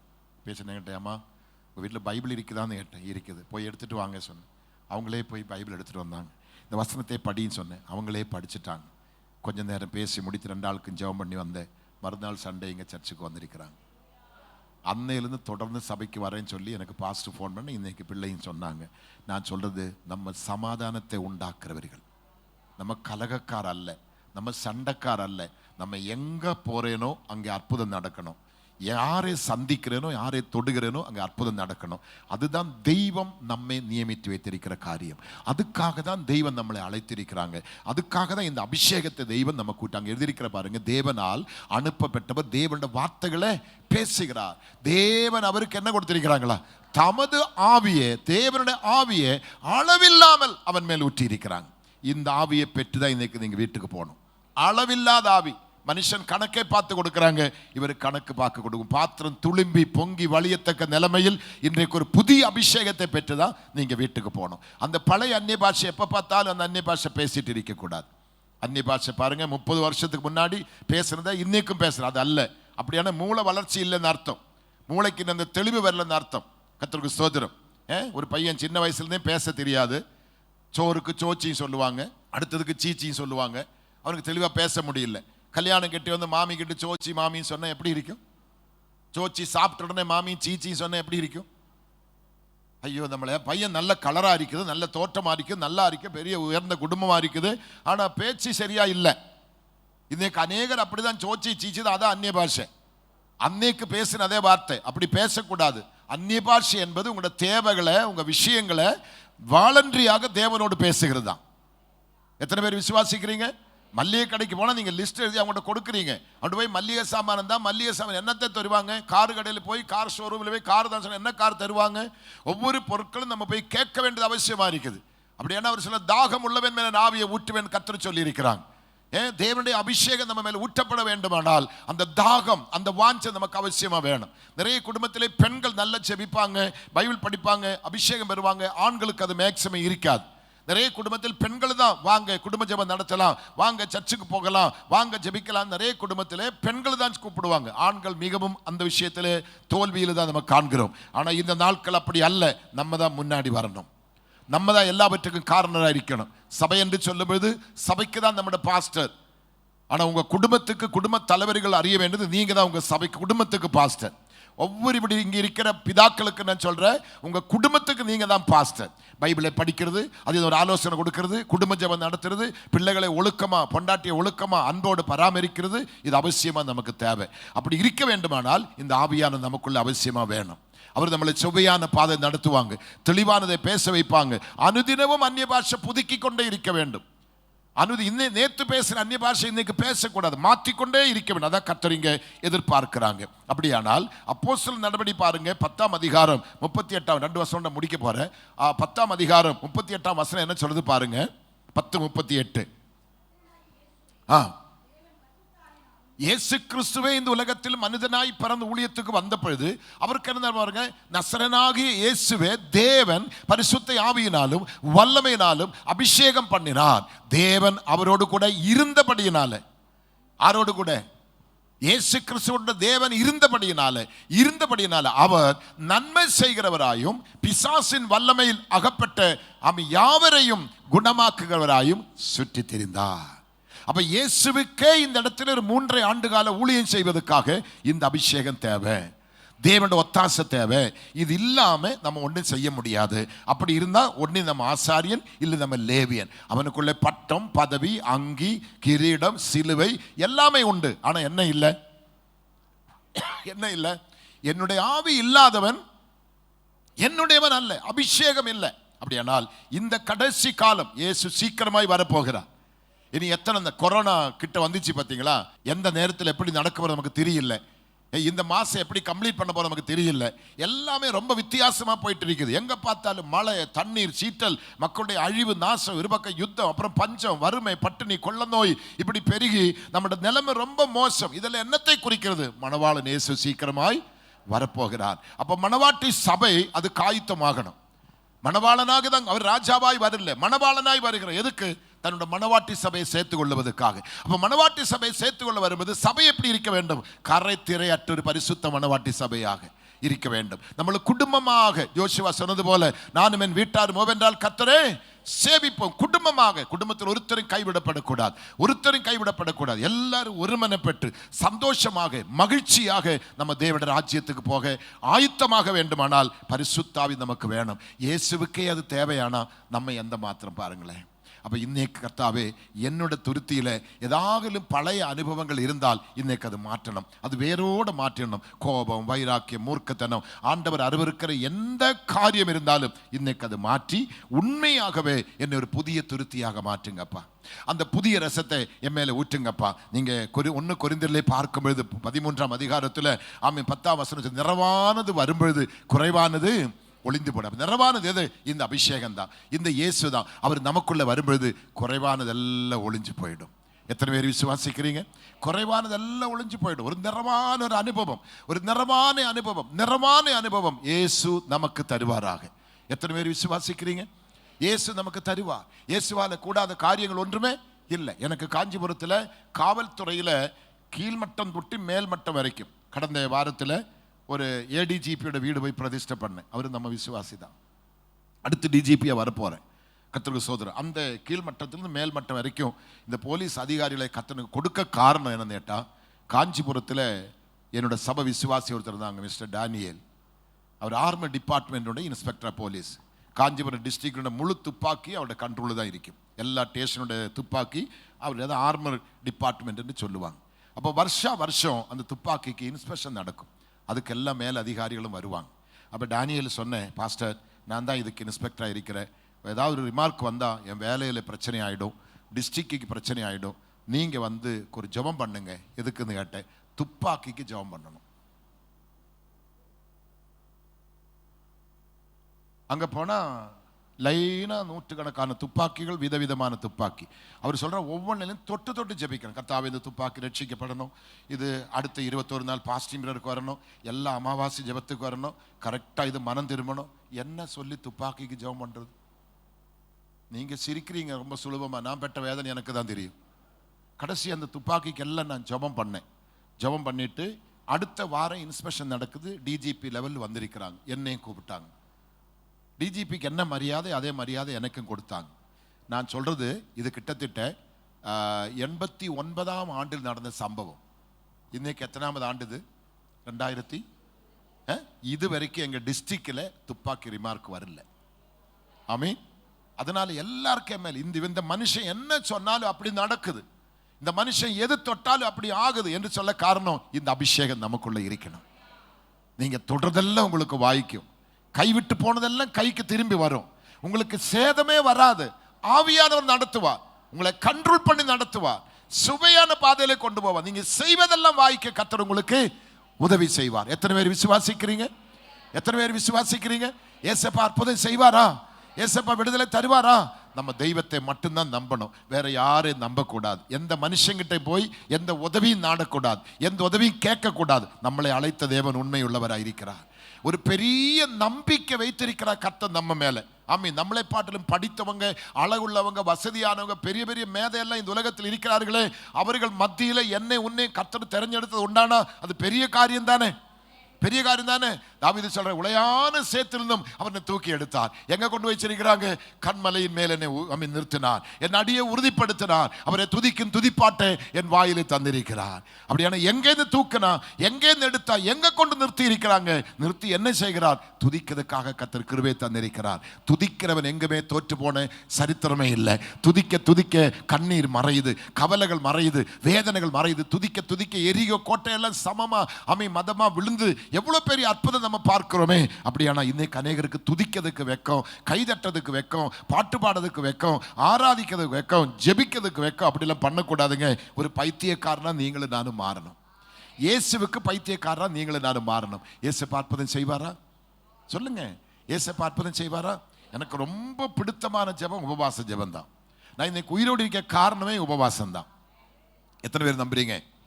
எத்தனை பேர் நம்புறீங்க? கடந்த மாதத்தில் 3 நாட்கள் இங்கே நான் மீட்டிங் முடிச்சுட்டு போயிட்டு இருக்கிற பாண்டு சொல்கிறாங்க 21 days பாஸ்டிங்கிரி. சில நேரத்தில் அவர் சொல்லதை பார்த்தா நமக்கு அப்படி கொதிக்கும், மனசாட்சியே இல்லாத மாதிரி பேசுவாங்க. எப்போ தான் பாஸ்டிங் இருக்க சொல்ல தெரியுமா? ஒருத்தரோட சகாயத்தோடு நம்ம எழும்பி நடக்கிற மாதிரி பலவீனத்தினோட உச்சகட்டத்தில் தான் சொல்கிறாங்க நீ பாஸ்டிங் இரின்னு சொல்கிறான். யாரால சகிக்க முடியும்? நான் உடனே என் மனைவிக்கு ஃபோன் பண்ணி சொல்லிவிடு, என்ன திடீர்னு 21 நாள் பாஸ்டிங் இருக்க சொன்னால் அவங்களால ஃபோனில் பேசக்கூடிய பலன் இல்லை. அவங்களுக்கு 2 சகோதரிமார் அங்கே இருந்து அவங்களுக்கு பணிவிடை செய்திருக்கிறாங்க. அவங்க அதை கட்டிலிருந்து எழுப்பணும், உட்கார வைக்கணும், எல்லா பணிவிடையும் அந்த லேடிஸ் தான், சகோதரிகள் தான் செய்யத்தக்க நிலைமையில் அவ்வளோ பலவீனமாக இருக்கிறாங்க. இவ எடுத்ததும் நீங்கள் இருந்தால் நானும் இருப்பேன் சொன்னேன். அப்போ நான் சொன்னேன், ஊழியம் போனாலும் பரவாயில்லை, என்னை அவர் கொண்டு போட்டாலும் பரவாயில்லை, நான் இந்த வாட்டி உபவாசம் இருக்க மாட்டேன் சொன்னேன். ஏன்னு கேட்டேன். நான் இருந்தால் நீ இருக்கிறேன்னு சொன்னேன்ல, அப்போ நீ செத்து போன நான் என்ன பண்ணேன்? இல்லைப்பா, நீங்கள் உங்கள்கிட்ட இருக்க சொன்னால் நம்ம ஒரு சரீரம் தானே, பார்த்தீங்களா, நம்ம ஒரு சரீரம் தானே, அப்போ கட்டாயமாக நீங்கள் இருந்தால் நானும் இருப்பேன் சொன்னேன். சரின்னு சொல்லி வந்து ஃபாஸ்டிங் ஸ்டார்ட் பண்ணேன். எங்களோட ஃபாஸ்டிங் ப்ரேயரில் யாருமே பாட்டில் தண்ணி, பிஸ்கட்டு, எந்த பொருள் எடுத்து வர்றதுக்கு நோ அளவிடு. மீன் எத்தனை நாள்? 21 days. கரெக்டாக 9:30 ஸ்டார்ட் ஆகும். 1:30 ஒரு பிரேக்கு. அப்போ டீயோ ஜூஸோ என்னவோ அவங்களுக்கு கொடுப்பாங்க. அடுத்த உடனே ஸ்டார்ட் பண்ணி 5 மணிக்கு முடிக்கும். 5 மணிக்கு அவங்களுக்கு என்ன குடிக்கணுமோ கொடுத்துருவாங்க. திருப்பி 6 மணிக்கு ஆரம்பித்து 8:30 முடிவடையும். தாய் குழந்தைக்கு அந்த பால் கொடுக்குற தாய்மாருக்கு தனி இடம், அங்கே உட்காந்து பால் கொடுக்கணும். அவங்கள ஏதாவது ஊட்டணங்கி அங்கே கொண்டு போயிடணும். அந்த ஆகாரத்தை எதுவுமே சர்ச்சுக்குள்ளே அளவிடு கிடையாது. கடுமையான உபவாசம். நான் பார்க்குற சபையில் இருக்கிறதுக்கு இடமே இல்லை, மக்கள் வந்து குமிஞ்சிருக்குது. ஒரு அம்மா சொல்கிறாங்க, நான் ஒரு வேளை காலையில் மத்தியானம் நைட்டுமா சேர்ந்து 16 மாத்திரை சாப்பிட்றேன் பாஸ்டர். அந்த மாத்திரை சமயத்துக்கு போகாவிட்டால் எனக்கு உடனே மயக்கம் வந்துடும், கைகாலில் உதறும், அப்படியே வியர்த்து கொட்டு நான் விழுந்துருவேன் பாஸ்டர். ஆனால் இன்னைக்கு இத்தனை நாளாக நான் மருந்தும் எடுக்கல, நான் சாப்பிடும் இல்லை, நான் நல்ல பலனாக இருக்கிறாங்க பாஸ்டர். இப்போ அந்த அம்மா சொல்கிறாங்க சாட்சி கொடுக்கும் பொழுது, இத்தனை காலமாக இத்தனை ஆயிரங்கள் ஒரு மாதத்திலே குறைஞ்சது 16,000 17,000 மாத்திரைக்கு செலவாகுதான். இந்த பாஸ்டிங் முடிஞ்ச பிற்பாடு ஒரு மாத்திரை சாப்பிடாம ஏசப்பா என்ன. அப்படி நிறைய பேருடைய சாட்சியங்கள். என் மனைவியை பிள்ளைகள் எழுப்பி குளிப்பாட்டி ட்ரெஸ்ஸை உடுக்க வைத்து கையை பிடித்து தான் கொண்டு வந்தாங்க. ஆனால் 21ஆம் நாள் போகிறது பார்த்தா நம்மளால் நம்பவே முடியாது. அந்த அளவுக்கு காண்டாமிருகத்துக்கு ஏற்ற பலத்தோடு கடந்து போகிறாங்க. பால் ஊற்றின டீ கிடையாது, வெறும் டிகேஷன் டீ, ஏதோ சம்டைம் அதுதான் கிரி நினைக்கிறதுக்காக.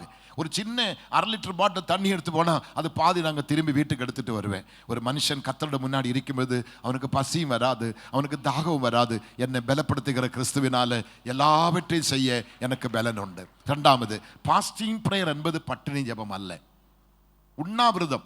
கம்பெனிக்காரங்க, அரசாங்கத்தில் இருக்கிறவங்க ரோட்டில் என்ன பண்ணுவாங்க? என்ன விரதம்? உண்ணாவிரதம். அது உண்ணாவிரதம். ஆனால் நம்மளது உண்ணாவிரதம் அல்ல. மனுஷன் அப்பத்தினால் மாத்திரம் அல்ல, தேவட வாய்ந்து வருகிற ஒவ்வொரு வார்த்தையினாலும் பிழைக்கிறார். நல்ல அருமையான ஃபுட் இப்போ நான் உங்களுக்கு கொடுத்துட்டே இருக்கிறேன். இது கேட்க கேட்க நம்மளோட பசி மாறும், நம்மளோட பலவீனம் மாறும், வியாதி மாறும், மரண பயம் மாறும். நம்ம சூப்பு குடிச்சாலோ என்ன சாப்பிட்டாலோ நம்மளோட மரண பயம் மாறாது, வியாதி மாறாது, வியாதி கூடும். ஆனால் இதே சாப்பிட்டா எல்லாம் மாறும். சத்தியத்தை அறிவீர்கள், சத்தியம் உங்களை விடுதலையாக்கும். அப்படின்னு இது பட்டினி உபவாசம் அல்ல, இது உண்ணாவிரதம் அல்ல. தாவீது சொல்லுகிறார், உங்களுடைய வார்த்தை நான் கேட்க உட்கொண்டேன், சாப்பிட்டேன். இந்த வார்த்தை அப்படியான வீட்டில் போய் பைபிளை கரைச்சு சாப்பிட்டு தண்ணி குடிது நான் சொல்லல. இந்த சத்தியம் நல்லா நீங்க கேட்டு விசுவாசிக்கும் பொழுது இது கேட்க கேட்க கேட்க உலைந்த எலும்புகள் எல்லாம் உயிர் பெற்று எழும்புது. மரித்து கிடக்கிற தள்ளாடுகிற கைகாலில் எல்லாம் பலம் பெற்று எழும்புது. ஒரு புதிய பலன், புதிய கர்த்தருக்கு காத்திருக்கிறவர்கள் புது பலன் அடைந்து. ஆமா, இவன் 2 நாள் விரதம் சொல்றான். அங்கே ஆம்புலன்ஸ் நிக்குது, டாக்டர்ஸ் நிக்குது, எல்லாம் ஃபயர் இன்ஜின் நிக்குது. எதுக்காக? 2 நாள் உண்ணாவிரதமா? இப்போ உண்மையிலே உண்ணாதான் வந்திருக்கிறாரா? யாருக்கு தெரியும்? நல்லா டாங்கே ஃபுல் பண்ணிட்டு தான் வந்திருப்பாங்க. சில ஆட்கள் பாருங்க, நேத்தே பாஸ்ட் சொன்ன பார்த்தீங்களா, இன்னைக்கு காலையில பாஸ்டிங் பிரேயர், அல்லது நேத்து லோடு ஃபுல்லா ஏத்துடுவாங்க. நேத்து நைட்டு எவ்வளவு லோடு ஏற்ற முடியுமோ டாங்கே கம்ப்ளீட் ஃபுல். காரணம் நாளைக்கு காலையில் என்ன பண்ண முடியாது. இதெல்லாம் பாஸ்டருக்கு எப்படி? அம்மா சிரிக்கிறாங்க. கர்த்தருக்கு ஸ்தோத்திரம். நான் இல்லாதது சொல்ல மாட்டேன், தான் சொல்லுவேன். நைட்டு எவ்வளோ எவ்வளோ எவ்வளோ எவ்வளோ. நேற்று நல்ல ஹோட்டலில் கொண்டு போனேன், என்ன வேணுமா சாப்பிடுன்னு சொன்னேன். என்ன வேணுமா சாப்பிடும். கர்த்தருக்கு ஸ்தோத்திரம். நான் ஒரு 2 சப்பாத்தி வாங்கி சாப்பிட்டேன். இது வரைக்கும் அந்த சப்பாத்தி அப்படி தான் இருக்கிற மாதிரி தெரியுது. இது வரைக்கும் வேறு எதுவுமே சாப்பிடல. காலமே வந்து ஒரு இட்லி. எத்தனை இட்லி? அப்போ நான் சொன்னேன், அது ரூத்தாண்டியோட கதை தான். நேற்று நான் ரூத்தாண்டி கதை சொன்ன பார்த்தீங்களா? மத்து போட்டு கரைஞ்சி குடிச்சிட்டு வர மாதிரி. 4 இட்லி சாப்பிடுறதுல 1 இட்லி சாப்பிடு. பாஸ்டிங் சொன்ன பாஸ்டிங் மனுஷன் அப்பத்தினால் மாத்திரமல்ல, தேவனோட வாய்ந்து வருகிற என்னோட அனுபவத்தில் பாஸ்டிங் பிரேயரால சாதிக்க முடியாத காரியம் உலகத்தில் ஒன்றுமே இல்லை. நான் உங்களோட விசுவாசம் பெருகிறதுக்கு ஒரு காரியத்தை சொல்றேன். நான் இப்போ ஒரு இடத்தை பார்த்திருக்கிறேன், 1 ஏக்கர் 20 சென்ட். அந்த 1 ஏக்கர் 20 சென்ட்டுக்கு வந்து அவன் கேட்கறது 8 கோடி ரூபாய். எத்தனை கோடி? என் கையில் இருக்கிறது 75 லட்சம். அவன் கிட்ட இருக்கிற சொத்துக்கு 8 கோடி ரூபாய். அதை பார்த்து நாங்கள் கேட்டு ரைட் எங்களுக்கு ஒக்காம வந்து 1 இயர் ஆகுது. 1 இயர் ஆகுது. நான் போய் அந்த லேண்டில் ஜெபம் பண்ணேன். 2 டைம்ஸ் போய் ஜெபம் பண்ணேன். ஆண்டவர் சொன்ன, நீ கால் வைக்கிற தேசம், கொஞ்சம் பேசுங்களேன், நீ கண் பார்க்கிற பூமி. அப்படி பைபிள் எழுதியிருக்கிறாங்க. நான் கேட்ட, ஆண்டவரே நான் அந்த பூமியில் போனேன், நான் காலை வச்சுட்டு நான் ஜெபம் பண்ணிட்டேன், இது எப்படி எனக்கு நீங்கள் சொல்லிதான் ஆகணும் சொல்லிட்டு ஜெபம் பண்ணி வந்தேன். எத்தனையோ சேட்டுங்கள் வராங்க, பெரிய பெரிய ஆட்கள் வராங்க. சிலிண்டர் கோடவுன் வைக்கணும், மண்டபம் கட்டணும், எத்தனையோ பேர் வராங்க. வந்து பார்த்துட்டு போயிடுறாங்க. எவனுமே வாங்க முடியாது. வர்கீஸ் வாங்க ஜெபம் பண்ணி இருக்கிறேன். இப்போ 1 வருஷம் முடித்து ஒருத்தர் வந்து சொன்னாங்க, அந்த இடம் இன்னும் ஒரு நாடாரு வாங்கிட்டாங்க பாஸ்டர், நம்பர் இருக்குது பாஸ்டர், நம்ம நாடாருட்டு பேசிட்டு போய் பார்க்கலாம் சொல்லிட்டு ஃபோன் பண்ணி நாங்கள் அவங்ககிட்ட போனால் பழைய ஓனர்கிட்ட தான் போகிறேன். மறுபடியும் அங்கே போய் ஆஃபீஸை பார்த்து, ஐயோ இவன் அன்னைக்கு நம்மளை துரத்தி விட்டனாச்சுடா, இவன் எப்படியடா நம்ம போய் பேசுகிற, நான் வரமாட்டேன் சொல்லி எல்லாரும் ஒதுங்க ஆரம்பிச்சிட்டாங்க. நான் சொன்னேன், நான் முன்னே போகிறேன்னு சொன்னேன். முன்னே போகிறேன்னு 1 வருஷம் முன்னாடி இங்கே வந்த ஃபாதர் நீங்கள் தானே? ஆமாம் நான் தான். அந்த இடம் சர்ச்சுக்கு தான் ஃபாதர். இது 4 நாள் முன்னே நடந்த சம்பவம். அந்த இடம் சர்ச்சுக்கு தான் ஃபாதர். அப்போதான் எங்களுக்கு அந்த மேல் மூச்சு கீழ் மூச்சு எல்லாம் கொஞ்சம் நார்மலாகி எல்லாரும் உட்காந்துட்டோம். உட்காந்துட்டு சொல்கிறாங்க, என்ன சொல்லு, நான் சொன்னேன், யானை ஒருத்தன் புதுசாக வாங்கிட்டான் சொல்லிட்டாங்க, அவன் நாடாரு சொன்னாங்க, அதில் அவனே தான் பார்க்க வந்தேன், உன்னை நான் பார்க்க வரலன்னு சொன்னேன். பாஸ்டர் நான் யாருக்குமே விற்கல, நிறைய பேர் வராங்க, என்னால் விற்கவே முடியல. நீங்கள் அங்கே போய் ஏதோ மந்திரம் பண்ணியிருக்கிற போல தெரியுது, என்னால் அது விற்க முடியாது, நீங்கள் தான் அது வாங்கணும், நீங்கள் என்ன சொல்லுங்க என்று சொன்ன. நான் சொன்னேன், நீயே பேசு சொல்லும்போ அவன் என்ன பண்ண, 8 கோடி கேட்டவன் 2,60,00,000 வந்து நிற்கிறாங்க. நிறைய பேருக்கு பொறாமை, நான் என்ன பண்ணுறது, கர்த்தருக்கு ஸ்தோத்திரம். அவன் 2,60,00,000 சொன்னப்ப நான் சொன்னேன், நான் ஒரு 1.25 தரேன், அதுக்கு மேலே என்கிட்ட காசு கிடையாது, அது என்கிட்ட இல்லை, நான் இருக்கிற வீட்டை விற்றுட்டு தான் நான் வாங்கணும், எனக்கு இருக்கிற ஒரு வீடு அதான் எனக்கு இருக்கு, அதை நான் விற்றுட்டு தான் நான் வாங்கினேன், என்கிட்ட வேறு நான் யார்ட்டும் டொனேஷன் கேட்க மாட்டேன், யார்ட்டும் உதவி கேட்க மாட்டேன், இதை விற்றுட்டு தான் நான் வாங்கிட்டு நான் ரோட்டில் தான் படுக்கணும் என்று சொல்லி சொன்ன உடனே அவன் சொன்னேன், ஐயோ ரொம்ப அடிமட்டமாக, நானே பாருங்கள் உங்களுக்கு தெரியுமே அந்த இடத்துல என்ன விலை உங்களுக்கு தெரியும், அங்கே எல்லாம் இடமே வாங்க முடியாது, எப்படி பாஸ்டர் நல்ல ஒரே ஸ்கொயராக நல்ல லெட்டு மாதிரி இருக்கும், 1 ஏக்கர் 20 சென்ட் நல்ல பூமி நல்ல இடம், ஒரு பிரச்சனையும் கிடையாது, அப்படிப்பட்ட ஒரு இடம் நீங்கள் இந்த அளவுக்கு கேட்டால் நான் எப்படி, பரவாயில்லை நான் கிளம்புறேன் சொன்னேன். உடனே அவன் என்ன கேட்குறான், 2 நாள் எனக்கு டைம் தர முடியுமா நேற்று, நீ 10 நாளும் கூட டைம் எடுத்துக்கோ சொன்னேன். உடனே எழும்பி கிளம்பும்போ அவன் கையை பிடிச்ச ஒரு ஜெபம் பண்ண, நான் அபிஷேகம் அங்கே இறங்கியாச்சு, இன்னும் ஒரு 10 நிமிஷம் கூட ஜெபம் பண்ண எனக்கு ஞானசானம் கொடுத்துட்டு போங்கன்னு சொல்லுவான். அவன் பக்கா ஹிந்து, எல்லாத்த தெய்வம் எல்லாம் அவனோட அறைக்குள்ளே இருக்குது. அவன் கையை பிடித்து ஒரு 10 நிமிஷம் ஜெபம் பண்ணோடனே கண்ணில் தண்ணி வருது, அவன் கண்ணின் தண்ணி வருது. அவன் சொன்னாங்க, மறுபடியும் நான் இறங்கும்போ பாஸ்டர் நான் 2 டேஸுக்குள்ளே ஃபோன் எடுக்கிறேன்னு சொல்லி. நான் நேற்று காரில் வந்துட்டே இருக்குமே எனக்கு ஃபோன் வருது, பாஸ்டர் அவர் கூப்பிட்டுருக்கிறாங்க பாஸ்டர், நீங்கள் 1.25 சொன்னீங்க, இன்னொரு 40 ரூபா எக்ஸ்ட்ரா கேட்குறாங்க, அப்படி 2:15 கேட்குறாங்க பாஸ்டர் ஏன்னு சொல்கிறாங்க. நான் சொன்னேன், இல்லை நான் பேசினேன் சொல்லி. இன்றைக்கி என் மகன் அவனோடு பேசுகிறாங்க, மேக்ஸிமம் ஒரு 2 ரூபாய்க்கு அது முடியும்னு நான் நினைக்கிறேன். எத்தனை கோடி சொத்து எதனால் வந்தது சொல்லுங்க. அப்போ உங்களுக்கு ஏசப்பா செய்வாரா, என்ன கேட்கல, செய்வாரா? நிச்சயமா செய்வா, நிச்சயமா கர்த்தர் செய்வா. நான் காஞ்சிபுரத்தில் 8 வீட்டில் வாடகைக்கு இருந்தேன், 8 வீட்டில் நான் வாடகைக்கு இருந்தேன். யாருமே கிறிஸ்தவனுக்கு வீடு கொடுக்க மாட்டாங்க. 8ஆவது வீடு காலி பண்ணும்போ 117 விசுவாசிகள் இருக்குது, எங்குமே கொண்டு போக முடியாமல் ஒரு வெறும் மைதானம், அந்த மைதானத்தில் ஒரு தார்ப்பா போட்டு அங்கே உட்காந்து ஆராதிக்க ஆரம்பிச்சிட்டேன். அன்னைக்கு ராத்திரி நான் மொட்டை மாடியில் உட்காந்து ஜெபிக்கிறேன், என் மனைவி பெட்ரூமில் உட்காந்து ஜெபி. 2 காரியம், சூரியன் உதிக்கிறதுக்குள்ள ஒரு 1000 பேர் இருக்கக்கூடிய இடம் எனக்கு தாங்கப்பா, என்கிட்ட காசு கிடையாது, நீ தாருமின்னு சொல்லி நான் ஜெபம் பண்ணேன். ஆண்டவர் ராத்திரி 12 மணிக்கு என்னை எழுப்பி நீ திரும்பி பாருன்னு சொன்னேன். நான் திரும்பி பார்க்கும்போது 3 ஸ்ட்ரீட் லைட் எரியுது, அந்த 3ஆவது லைட் இருந்தது, நாளை காலை 5 மணிக்கு உனக்கு இடம் தரேன்னு சொன்னேன். உடனே ஒரு வசனத்தை கொடுத்தாங்க ஆண்டவர், அந்த வசனத்தை வாங்கி கீழே இறங்கி வந்து என் மனைவி உடனே பெட்ரூம் சொன்னப்பா அங்கே பாருங்க அந்த 3ஆவது லைட் இருந்ததில் நமக்கு நாளைக்கு இடம் கிடைக்குமோ. வேற என்னடி உனக்கு அடையாளம், எனக்கு ஒரு வசனம் கிடைச்சதப்பா, எடுத்தா எனக்கு கிடைச்ச அதே வசனம் தான். மறுநாள் காலமே 5 மணிக்கு அவன் வர, வீட்டு ஓனர் ஒரு பக்கா ஹிந்து வந்துட்டு ஒரு பைசா இல்லாம இப்ப தலைமை சபை இருக்கிற இடத்தை அவன் எனக்கு கொடுத்துட்டு போயிட்டாங்க. பக்கா ஹிந்து. அப்படியான நம்ம ஜெபத்தை ஏசப்பா கேட்பாரா? ஜெபந்தான் நம்ம வாழ்க்கைக்கு ஜீவன். ஜெபம் வந்து ஒரு கடமைக்காக ஜெபிக்க கூடாது, பேருக்காக ஜெபிக்கணும், பரலோகம் போய் கேட்கணும். அவர் சொன்ன உபவாசத்தோடும் ஜெபத்தோடும் நீங்கள் எவைகளை கேட்டாலும் நான் தரேன்னு கர்த்தர் சொல்லியிருக்கிறாங்க, தரேன்னு சொல்லியிருக்கிறாங்க. அப்படியான இந்த வசனத்தை வச்சு அடுத்தவன் பொண்டாட்டியை கேட்கக்கூடாது, அடுத்தவன் புருஷனை கேட்கக்கூடாது. அவன் வீட்டுக்காரன் நமக்கு என்ன தேவை கர்த்தருக்கு தெரியும். கர்த்தாவே நீ தான் சொல்லியிருக்கிறேன்னு என்ன கேட்டாலும், எனக்கு இவ கொஞ்சம் கருப்பா இருக்குது, அவ கொஞ்சம் சுமப்பா இருக்குது, இவ சமைக்கிறது வேற, அவளோட ரொம்ப டேஸ்டா இருக்குது, அவளே தாரு சொன்னா நீ தான் பைத்தியம், ஏதோ நட்டு லூசு. கர்த்தர் கொடுத்ததிலே திருப்தியா இருக்கணும், சந்தோஷமா இருக்கணும். கொஞ்சத்தில் உண்மை உள்ளவனே அதுக்கும் பிரச்சனை தான். இதில் உண்மையா இருக்கிறப்ப எனக்கு அநேக தாசன் அன்னைக்கு யோபுக்கு கொடுத்திருக்கணும். எல்லாம் டபுளா கொடுத்தாங்கல்ல, கொடுத்தாங்களா இல்லையா? ஒன்று மட்டும் நீங்களே சொல்லுங்களேன், கொஞ்சம் சூடு சொரணை இருக்குதா உங்களுக்கு? சொல்லுங்க. உன் விசுவாசம் நம்பிக்கை எல்லாம் விட்டு அவரை தூஷித்து போய் என்ன பண்ணடா, நாத்தம் அடிக்கிறத போய் சாகடா, நீ சத்தாத்தாடா நான் இன்னொருத்தங்க கூட போய் வாழ்க்கை நடத்த முடியும். அப்படி உங்களே இல்லை, அவளை சொல்றேன், நீ சத்தாத்தாடா நான் வாழ முடியும். அப்படி சாவுக்கு எதிர்பார்த்து இருந்தவளை தான் மறுபடியும் மனைவியா கொடுத்து 10 ஏத்துமதி 10 இறக்குமதி. ஒரு மாதிரி யாரிக்கிற எல்லாரும் மேலே 10 கீழே 10 கர்த்தர் கொடுத்தாரா? டபுளா கொடுத்தாங்களா? நம்ம ஆட்கள் முகம் தெளியவே இல்லை. பாஸ்டர் அந்த பாஸ்டர் அவன் ஒரு ஸ்டெப்னியோட கொடுத்திருக்கல, டயர் பஞ்சரான அடுத்த டயர் மாட்டிட்டு போதுக்கு ஒரு ஸ்டெப்னியோட இருக்கல. ஸ்டெப்னி இல்லாமலே நம்ம வண்டி ஓட்ட கர்த்தர் நல்லவராக இருக்கிறார். ஆமேன்.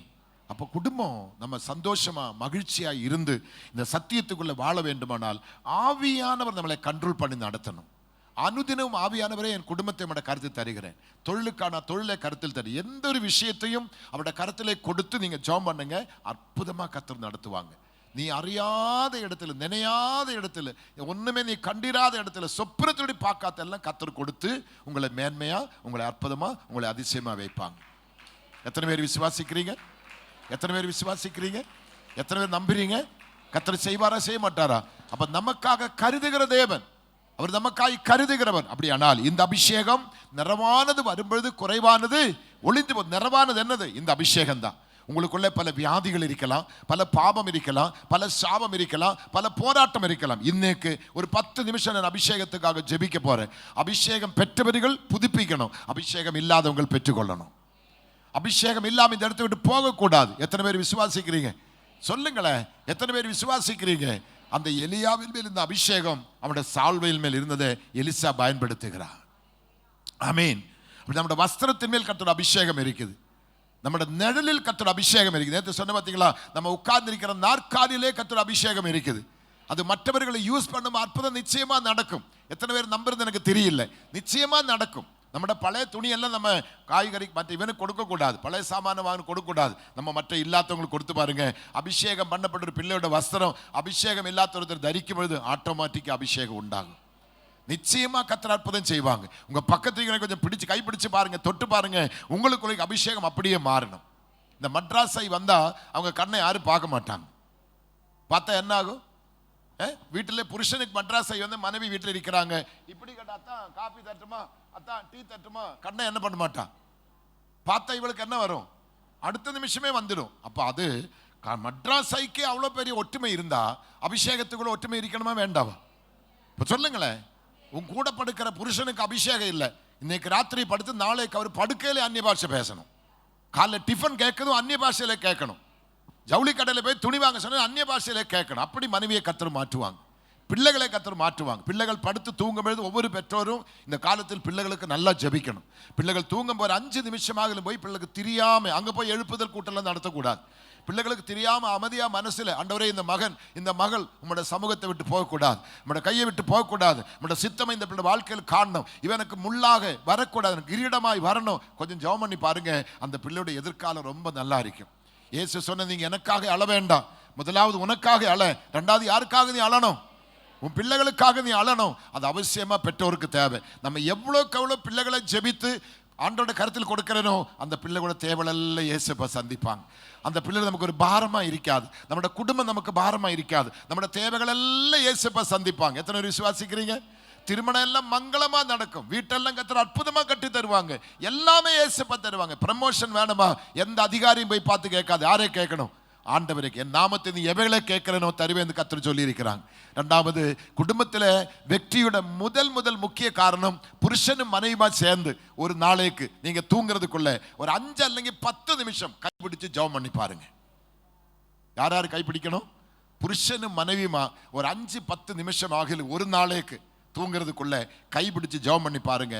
அந்த குடும்பம் இடிஞ்சு போகவே போகாது, அந்த குடும்பம் ரொம்ப ஆசீர்வாதமா இருக்கும். அங்க புருஷன் மனைவிக்குள்ள ஒரு மனம் இருக்குது. என்ன இருக்குது? ஒரு மனம் இருக்குது. ஏசப்பா செய்வாரா? ஒரு வீட்டில் அவர் சொன்னாங்கடி, ரொம்ப நாள் ஆச்சடி உப்புமா சாப்பிட்டு நாளைக்கு கொஞ்சம் உப்புமா செய்டி சொன்னேன். இவன் உப்புமா செய்துட்டாங்க. இவன் போய் உட்கார்ந்து சாப்பிட்டா வாயிலே வைக்க முடியாது. என்ன உப்பு? அவன் பார்க்கறான், அவளையும் பார்க்கறான், வாயில் போடுறா, துப்பவும் முடியாது, முணுங்க முடியாது. கடைசி கேட்ட, இது என்னடி? உப்புமாவு. ஏடி இவ்வளோ உப்பு போட்ட? நீங்கள் என்ன சொன்னீங்க? நாளைக்கு போய் ஏடாகுடம் பண்ணி உத வாங்கி என்கிட்ட வரக்கூடாது. நீ என்ன செய்ய சொன்ன? உப்புமா. நான் உப்புமாவை செய்துட்டாங்கப்பா. அப்புறம் காரக்குழம்பு செய்ய சொன்னாரா? மத்தியானம் 1 மணிக்கு ஆஃபீஸ் அப்படியே வேர்த்து குளிச்சு ஓடுந்து காரக்குழம்பு சாப்பிட்டா ஐயோ பாவம் துடிக்கிறாங்க. என்னடி இந்த குழம்பு? காரக்குழம்பப்பா. இருந்த மிளகாத்தூள் மொத்தத்தையும் போட்டு 1/2 கிலோ பச்சை மிளகாய் கீறி போட்டு காரக்குழம்பு. அடி குடி. கர்த்தருக்கு ஸ்தோத்திரம். கர்த்தர் உங்களுக்கு புத்தியை தருவாங்க, ஞானத்தை தருவாங்க, கர்த்தர் உங்களை ஞானமா நடத்துவாங்க. அன்பு எல்லாவற்றையும் தாங்கும், எல்லாவற்றையும் சகிக்கும். அன்புக்கு பொறாமை இல்லை, அன்பு இருமாப்பா இராது. அன்பு நம்மளோட வாழ்க்கையில் அவசியமாக தேவை.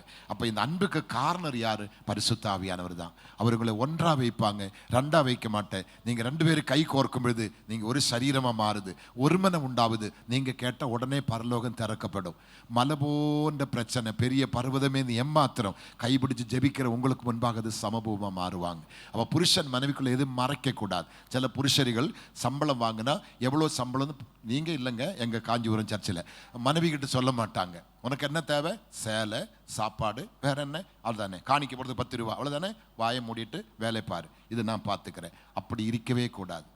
நம்முடைய வாழ்க்கையில் நான் பாருங்களேன், எனக்கு திருமணம் ஆகும்பொழுது, கேரளாவில் திருமணம் ஆகும்பொழுது அழகான ஒரு தோல் மணி பேர்ஸு, நல்ல விலையுள்ள, எனக்கு நல்ல வசதியான ஃபேமிலி, இஷ்டத்துக்கு பணம், நல்ல தோல், அது கையில் இருந்தாலே பெரிய பெருமை. அந்த தோல் மணி பேர்ஸ், அந்த மணி பேர்ஸ் நாற்று தான் நான் காசு வைப்பேன்.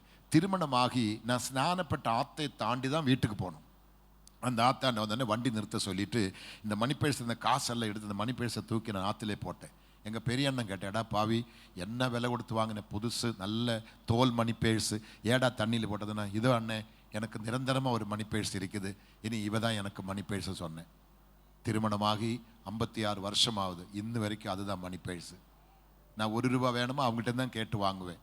ஆனால் நான் அவளுக்கு அடிமை இல்லை. ஆனால் 1 ரூபாயும் பிட் பாக்கெட் பண்ண மாட்டாங்க, திருட மாட்டாங்க. பேங்கில் போனால் நோட்டீஸ் எழுதி வச்சிருக்கிறா, ஜாக்கிரதை பிட் பாக்கெட்டு. பஸ் ஸ்டாண்டில் போனால் ஜாக்கிரதை பிட் பாக்கெட்டு. நம்ம பாண்டு கலட்டி மாற்றிடத்திலும் போர்டு வைக்கணும், ஜாக்கிரதை பிட் பாக்கெட்டு. காசை எடுத்துட்டு வேலைக்காரி மேலே பழி, அல்லது பிள்ளை மேலே பழி. அவள் நினைச்சு அவள் தொடப்ப எடுத்து பெருக்க போகும்போது எனக்கு டவுட் வந்துச்சு, இந்த சனி தான் திருடி இருக்கிறான், இவ கள்ளி மூதேவி, இவ தான் திருடி இருக்கிறான். திருடிட்டேன்னு சொன்னா அவள் போகும்போது எனக்கு தெரிஞ்சு, அப்பளை இவளை வைக்க வேண்டாம் சொன்னல, அந்த அப்பாவி பிள்ளை அத்தானான சத்தியம், பிள்ளையான சத்தியம் நான் எடுக்கல. அத்தான் கத்துக்கு சோத்திரம். ஒருத்தன் கோழி திருடிட்டாங்க, அவனை கண்டுபிடிக்கவே முடியாது. எவ்வளோ அடிச்சு பார்த்தாலும் சொல்ல மாட்டான். கடைசி கோழியோட முடி தலையில் இருக்கிறவன் தான் கோழியை திருடா சொன்னா அவன் தலைமுடி தடவிட்டான். அதே மாதிரி உன்னோட கோலத்தை உன் முகத்தில் பேச்சில் திரி. நான் சொல்றது, எங்கள் குடும்பத்தில் அந்த திருட்டுத்தனம் கிடையாது, கள்ளத்தனம் கிடையாது. எவ்வளோ பணமானாலும் என் மனைவி கையாளுறாங்க. ஒரு பைசா என்னை கேட்காம எடுக்க மாட்டேன், என்னை கேட்காம எதுவுமே செய்ய மாட்டேன்.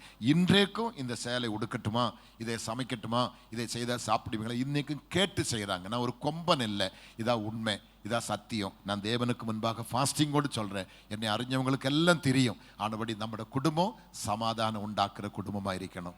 மற்றவங்களுக்கு காயப்படுத்துகிற குடும்பமாக இருக்கக்கூடாது.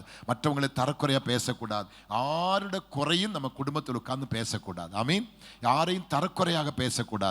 நம்ம பேசுகிற வார்த்தைகள் எல்லாம் இனிமையான வார்த்தையாக இருக்கணும். மற்றவங்களுக்கு கேட்கக்கூடிய வார்த்தையாக இருக்கணும். மற்றவங்க ஏற்றுக்கொள்ளக்கூடிய வார்த்தையாக இருக்கணும். அவங்க துக்கத்தை சந்தோஷமாய் மாற்றுகிற வார்த்தைகளாக இருக்கணும். குறைகள் இல்லாத குடும்பங்கள் கிடையாது. எல்லா குடும்பத்திலும் கஷ்டம் வரும், குறைகள் வரும், பட்டினி வரும், எல்லாமே வரும். ஆனால் எல்லாத்தையும் அட்ஜஸ்ட் பண்ணி போக வேண்டுமானால் ஆவியானோட கண்ட்ரோலில் குடும்பம் போக வேண்டும். மனைவியை நம்புங்க, மனைவியை நேசிங்க. புருஷனை நம்புங்க, புருஷனை நேசிங்க. நிச்சயமா இயேசு அற்புதம் செய்வார். உங்களை கைவிடவே மாட்ட ஆண்டவர். உங்களை மகிமையாக கத்தர் வைப்பார், மகிழ்ச்சியாக கத்தர் வைப்பார். 2வது, நம்மளை பார்த்து தான் நம்மளோட பிள்ளைகள் வளர்ந்துட்டு வராங்க. நம்மளை பார்த்து தான் நம்மளோட பெண் மக்கள் ஆனாலும் சரி, ஆண் மக்கள் ஆனாலும் சரி. சொல்லுவாங்களே, நூலை போல சேலை, தாயை போல பிள்ளை. நம்மை பார்த்து தான் பிள்ளைகள் வளர்ந்துட்டு வருது. நம்ம கெட்ட வார்த்தை சொல்றதும், அடிக்கிறதும், சண்டை போடுறதும், பொய் சொல்றதும், அக்கம் பக்கம் உள்ள வீட்டுக்கார குறை சொல்றதும், பாஸ்டரோட குறை சொல்றதும், சபையோட குறையெல்லாம் சொன்ன இந்த பிள்ளை எப்படி ஆவிக்குரிய விதத்தில் வளர்த்திட்டு வர முடியும்? இன்னைக்கு அருமையான சர்வீஸ், நல்ல செய்தி, நல்ல பாட்டு, நல்ல ஆராதனை முடிச்சு வீட்டில் இப்போ உட்காந்துட்டு பாஸ்டரோட குறை சொன்னா அந்த பிள்ளை அதை கேட்டுட்டு இருக்கிறாங்க அல்லவா? இல்லை, தயவு செய்து யாரோட குறையும் நம்ம வீட்டுக்குள்ளே பேசக்கூடாது.